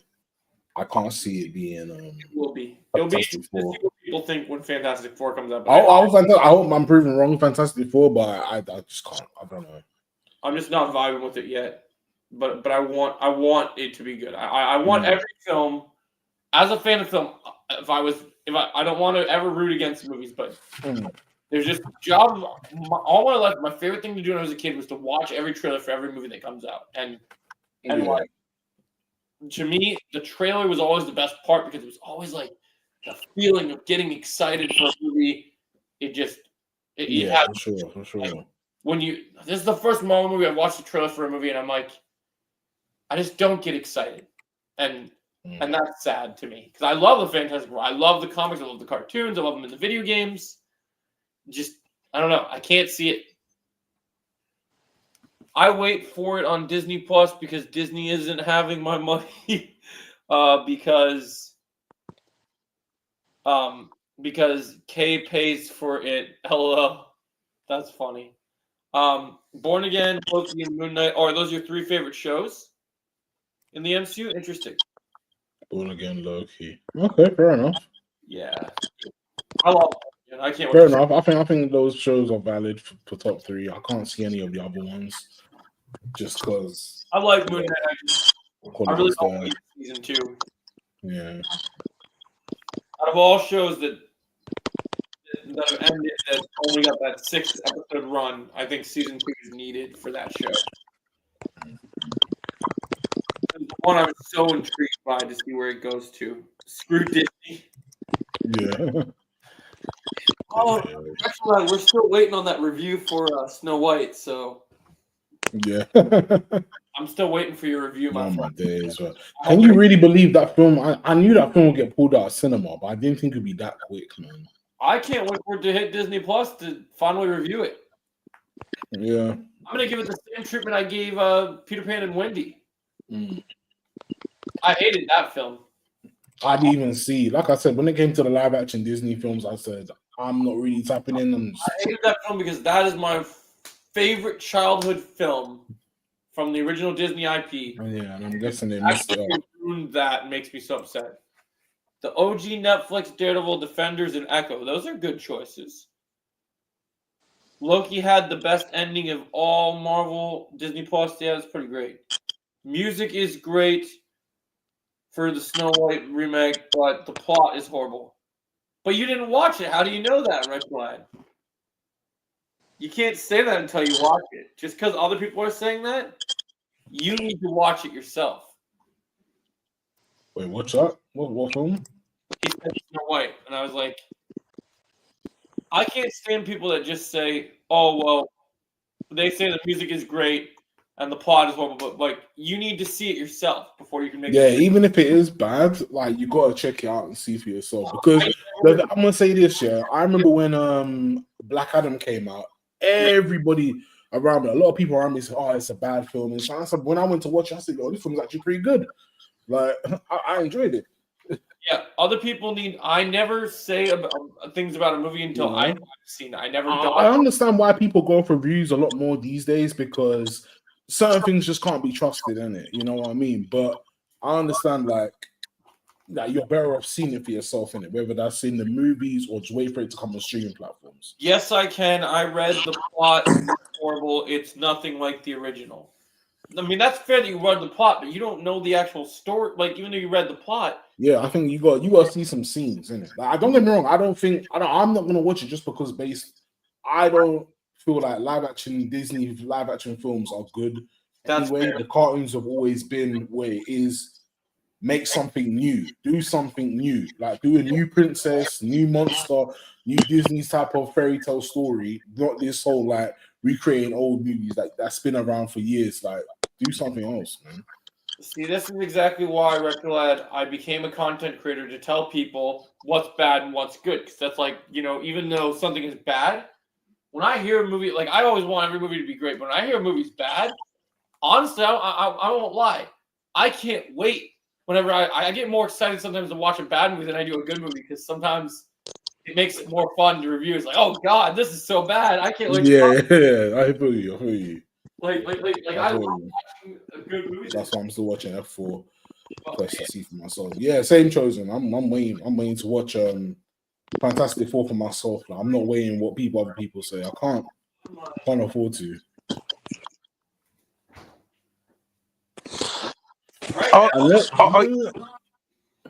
Yeah, sorry, but yeah, one of the things that I loved about how at the very end of Thunderbolt, spoilers, of like for Oh, I've not seen it yet. I've not seen it yet. So. Hold that thought. I'll be right back. Sorry. Okay. We can tiptoe around it. Yeah, just tiptoe. Okay, so I'm trying to think of ways to tiptoe around it. But yeah, so I guess close enough. Marvel.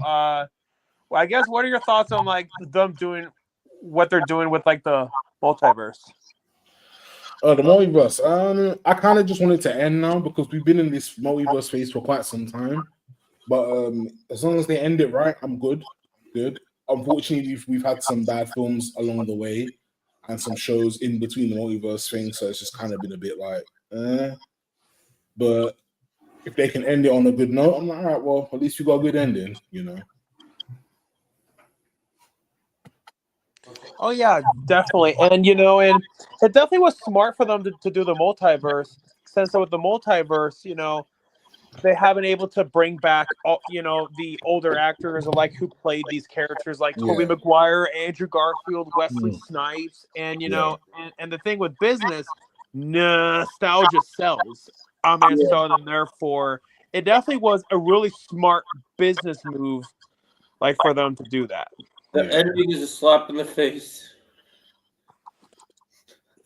Oh, I'm laughing at the chat. I can't wait to see Karate Kid Legends. I'm hyped for that movie. Yeah, man, I'm excited for it Yeah, too. same. I'm looking Me forward too. to that. It looks fun. Oh yeah. So, anyways, now that you're back, yeah, I definitely love that tease, like for the Fantastic Four. Mm-hmm. Mm-hmm.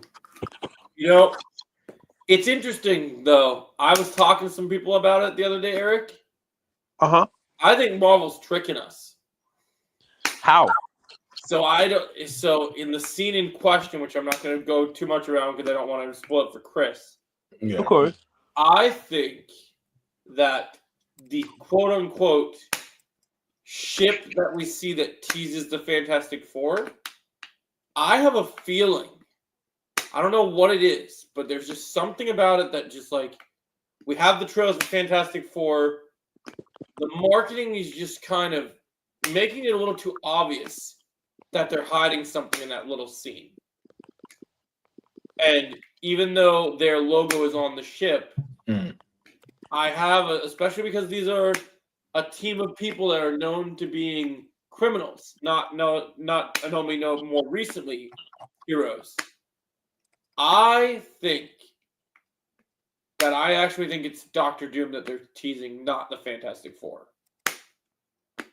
Okay. So I think that's I think they're kind of giving us the red herring. Hold on, let's see, what was said? I can't wait for Karate Kid Legends. May I answer that? Yeah, I gotta go watch Obi-Wan because I lost a bet and have to write a positive review on it. I know what you're saying. Oh yeah, that's true. Kenobi shouldn't have had Leia in, even though the kid did a great job, because it retcons A New Hope. I should have focused on Obi-Wan protecting Luke and Inquisitors after Obi-Wan Kenobi training with Qui-Gon, learning to be. Yeah, that's what it should have been. That's what it should have been. And you could have easily made that into films and told an interesting story. Mm. And if you wanted to bring the Empire into the story without including Vader, you could have done what they should have done, which is in the original script, Cody was supposed to be targeting Obi-Wan. Oh, yeah, Obi-Wan. Yeah. And that would have been interesting.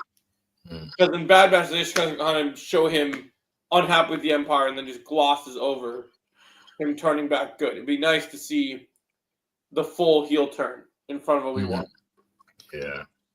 And to maybe have a conversation about, because Obi-Wan and Cody were pretty close. I'd like an emotional scene, almost like in a Logan situation, to kind of see how affected he was, with the trauma of all that. Yeah.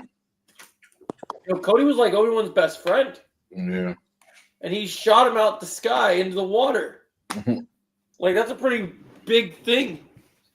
If Maul wasn't in Rebels, that should have been the Kenobi series. Yeah, that's another thing they could have done. If Rebels didn't exist, they could have done something like that. Maybe Maul shouldn't have been in Rebels. Maybe they could have saved that for the Obi-Wan show. Because honestly, Maul dying that way in live action would have been, no disrespect to Rebels, but it would have been way more effective. And it would have been cool. I would have liked that. That would have been an amazing finale for an Obi-Wan show. I would have liked to see that. I still think you can still use Maul in some ways and not break the canon. And like if they did ever do an Obi-Wan season 2, I think they should use Maul instead of Vader from the beginning. Because I think as long as you don't have Obi-Wan kill Maul, you don't break canon. Yeah, that's true. So you could still use that in interesting ways. You know what I wish they would do? Something I was thinking about the other day when they make Jedi 3. You know they put such a big emphasis on Dathomir in the Jedi games? Mm-hmm. I think they should make Maul the main antagonist for Cal in the third game.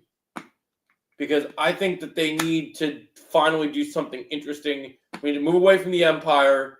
We need to move away from this fucking High Republic bullshit. They already introduced Dathomirians and Night Sisters and everything. And if you don't do Maul, then you go with the second option that I talked to Chris about a couple times, which is you use Night Sister magic to resurrect his brother. I think that'd be awesome. Oh yeah, certainly. Cool. To really dive into the whole Night Sister thing, I think would be cool. Cody, the time has come. Execute Order 66. Yeah, don't remind me, Underground. That's still pretty fresh in my head. I think Ahsoka will be in Jedi 3, and we'll have Talon as main villain. Okay, if Talon's in it, do you think Maul will be in it? Because I'd be sick of both of them. Could Talon, be. Oh, dude, Marin and Cal would be. That'd be crazy. Yeah, that'd be dope. I would love that. Yeah, Talon could be in it. Yeah, I feel like Ahsoka could make an appearance now because it is like If they I'm do sure Talon, Jedi 3 is going to be if what they like. do Talon, they have to have Maul then because I think Cal would fight. Ooh, that make it even more interesting. Yeah. If you know, oh, he's stuck in Rebels in season 2. Because what Jedi 3 is going to be what like 10 years after Order 66 now. So yeah, but how do we know? I would have had Talon trap Maul. Oh, you think so? Okay. But how do we know? They're probably going to change that, though. So Dave's always retconning things and changing things. So they might change that. Because you never know. Because I don't know if they'll do Talon without Maul. They seem pretty codependent on using Talon. Yeah, unless if they get separated for a bit, or maybe like this is before she gets captured or something. Yeah, that's but then again, the Maul show is like a year after, isn't it? So I mean, because there was rumors that even in Jedi 2 that Maul was going to appear. I heard rumors of it. I heard from big sources that they were planning something with him. Yeah. Yeah, no, they could do something like that. Like, I think probably that's something they should have retconned from Rebels, honestly, because I think we want to see Maul and Talon together. And since we had a Maul canceled game, to be able to fight Darth Maul in a game would be awesome. I think Maul just makes it interesting. I mean, Talon would be a good boss too, but I don't know how we're going to do Talon without Maul, because I just think you need both. Yeah. But I mean, they could do it. I'm just going to be way more all in on it if we get more Maul in video games.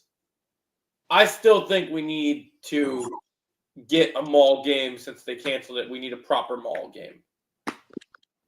That's the Star Wars game I'm clamoring for. Let me be Maul and tear my way through Crimson Dawn or not Crimson Dawn, the Black Sun.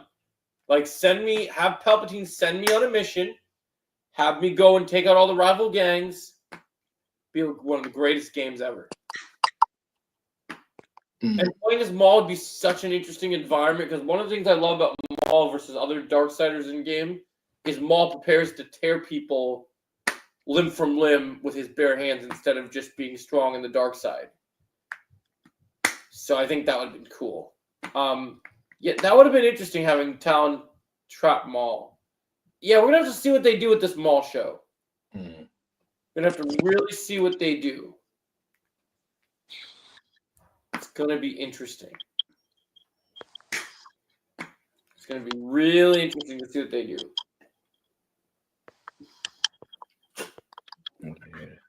Who knows? But yeah, Jedi 3, I hope it turns out good. I really do. Oh yeah, definitely. And yeah, and so earlier, there was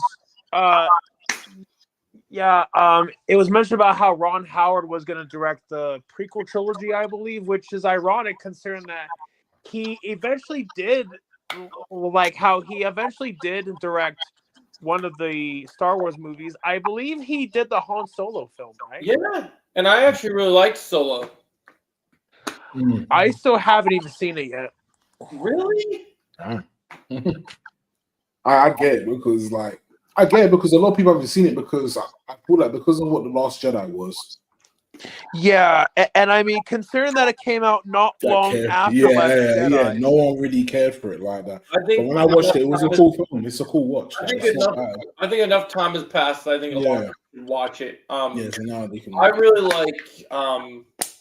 One of the things I really like about it is Donald Glover as Lando is a good new cast that I think people will accept. You'll really like it. It will put a whole new spin on how you feel about Lando, and I think it's gonna be really cool. It's interesting, Retro Heaven. Yeah, the Talon trapping Maul thing is interesting. I wonder what they would do. Like, how long would Talon be around after Maul's defeated? Because in the EU, Talon. Because how many years was Talon around? Yeah, Talon. I remember in the EU, Talon was like. I'm sure she was like it was way into the future or something like that. Because I remember her and not a great decision, Retrolab, but the other stuff was good. I remember her and Cade Skywalker were fighting. You know what you and I need to do, Chris, for Sunday's podcast for homework? Yeah. We need to pick an EU book and read it and do like a read through together of a Star Wars book together. Yeah. I want to do more EU content because I know Star Wars Theory won't, and I think that's where I'm going to really thrive is start making EU content. But let me look at my collection and see which EU books I have I can read. I don't think I've got any. I think I still have a few in paperback. I need to check. But... you got to check which ones you got? Yeah. If not, I'll have to check the audio book or something. Good one. That's not EU. What do I have for EU? The Brotherhood's Disney canon. Both copies of Ahsoka. Oh, they're probably on my table, actually. That's where I left the books. I do have the EU. So Legends, Lords of the Sith is a good one. I do have the one of. I have Thrawn. That was a part of Disney canon, though. I have the Kenobi one that they did that they tried to change into. They didn't label this one as Legends, though. What my other one? I had another one over here somewhere. I have. Okay. More books. What's Reading Creature?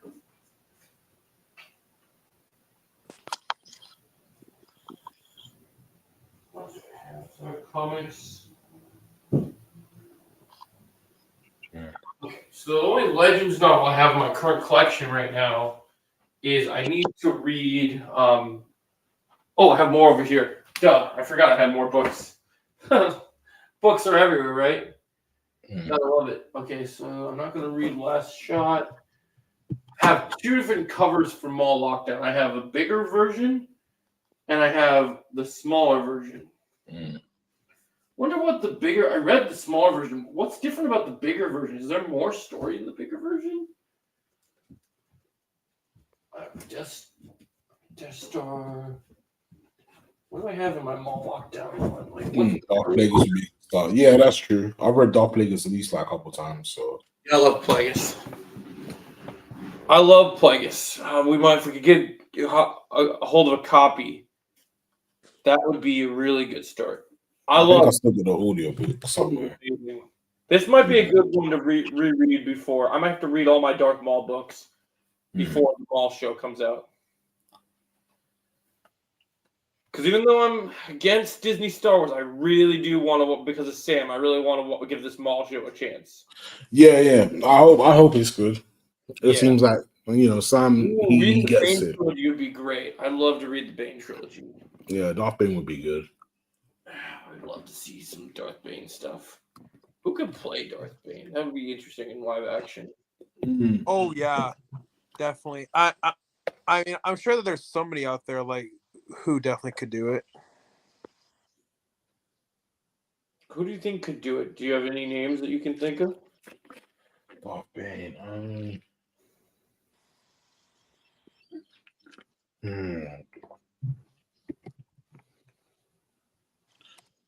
I'm trying to think. When would I type this in? Let me just see.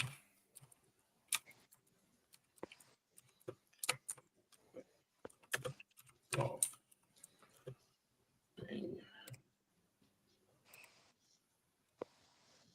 Dang. Oh, Thrawn trilogy's been on my list for a while. I need to read Heir to the Empire again. But yeah, it's been a minute since I've read those books. I'm not gonna lie. It's been a minute. Probably since when I was at least like 8, 9 years old. Do you guys have a favorite like book or book series to read?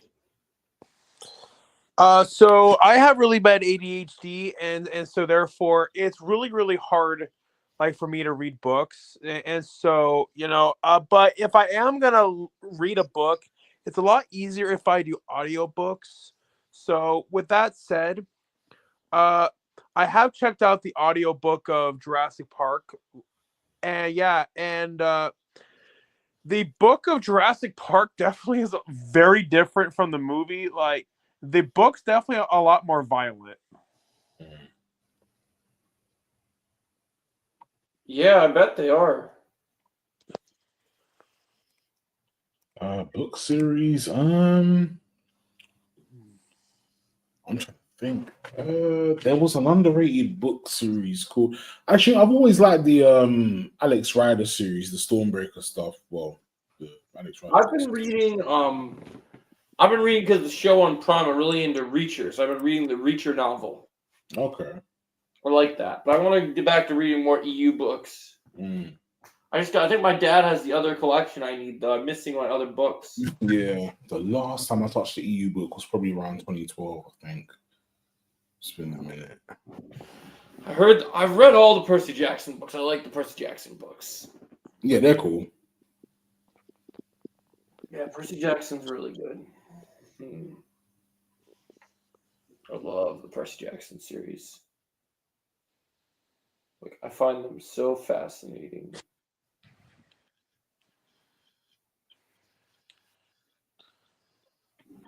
Yeah, that was a pretty good one. I'm trying to see.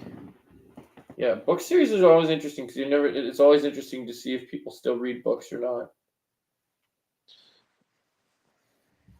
Yeah, I mean, with the dawn of social media and the internet, I mean, there definitely always will be all of those purists, like, who will always want to get, a physical copy and all that. But, but at the same time, getting digital books definitely has been on the rise as well. Yeah. I love the Revenge of the Sith novel. I have my copy signed. I just don't know where it is. Revenge of the Sith one's good. I've got the movie one and I've got the audiobook of the actual novel. I recommend the audio version. The audio version is really good. Yeah, audio one's really good. The audio of what? Sorry? Revenge of the Sith. Oh, nice. Yeah, the audio of Revenge of the Sith is really good. It's a really good one. I'm reading news to see if there's any new things to talk about. So, Gregory Middleton says, from Watchmen, Moon Knight, Game of Thrones, has been revealed to be one of the cinematographers for HBO's Lanterns.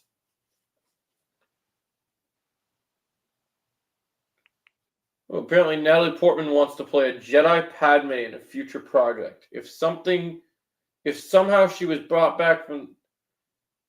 God. See, this is where it starts. Wait, I just see the tweet now. Yeah, like with a lightsaber. I think she'd have to be a Jedi if somehow. This is where it starts. This is my fear with that Lazarus pit. Yeah, like you can't. Yeah, we can't keep bringing retconning people. I'm sorry, yeah, but like, how many times are we gonna retcon people? But then Qui-Gon Jinn doesn't even get one retcon. Like that's crazy. Yeah, no. That's stop that, man. I think we just have to let people be what it was. Otherwise, it just messes up the law. Oh, interesting. Well, apparently Charlie Cox says season 2 of Daredevil Born Again has the best writing we've ever had. He says the director who did Punisher fleshed out characters that in the previous iteration of the show often get left behind. what I'm really excited about this show is that he is slightly more in the party, and you're just watching him almost like a chess game, trying to figure out what the next move is. So yeah, Darrow is a real, very real, really extraordinary talent. We're very lucky to have him. I think this is going to be a really good season. That's good. That's pretty cool. I like that. Ben 10 Alien Force 2. Just reading to see what is. John Walker was originally meant to be the villain of Thunderbolts instead of you know who. So Yeah. that was pretty interesting. I read about that. I was like, oh my god. Some of these pictures of these female characters in Star Wars are killing me. Iconic Jedi women, Sabine, Ahsoka, Rey, and Leia. I'm like, God. Why?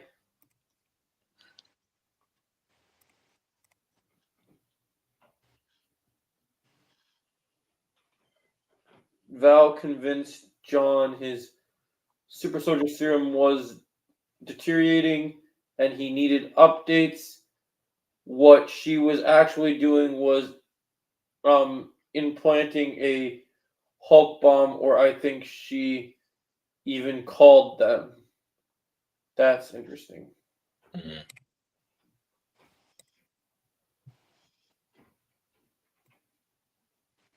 And apparently Vincent D'Onofrio said in regards to Spider-Man and Kingpin, I would have loved for them the rights this thing figured out with Sony. I think that will eventually happen.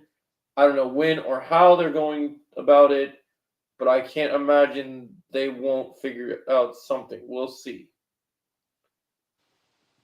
Sounds about right. So they don't really know what's going on with that yet.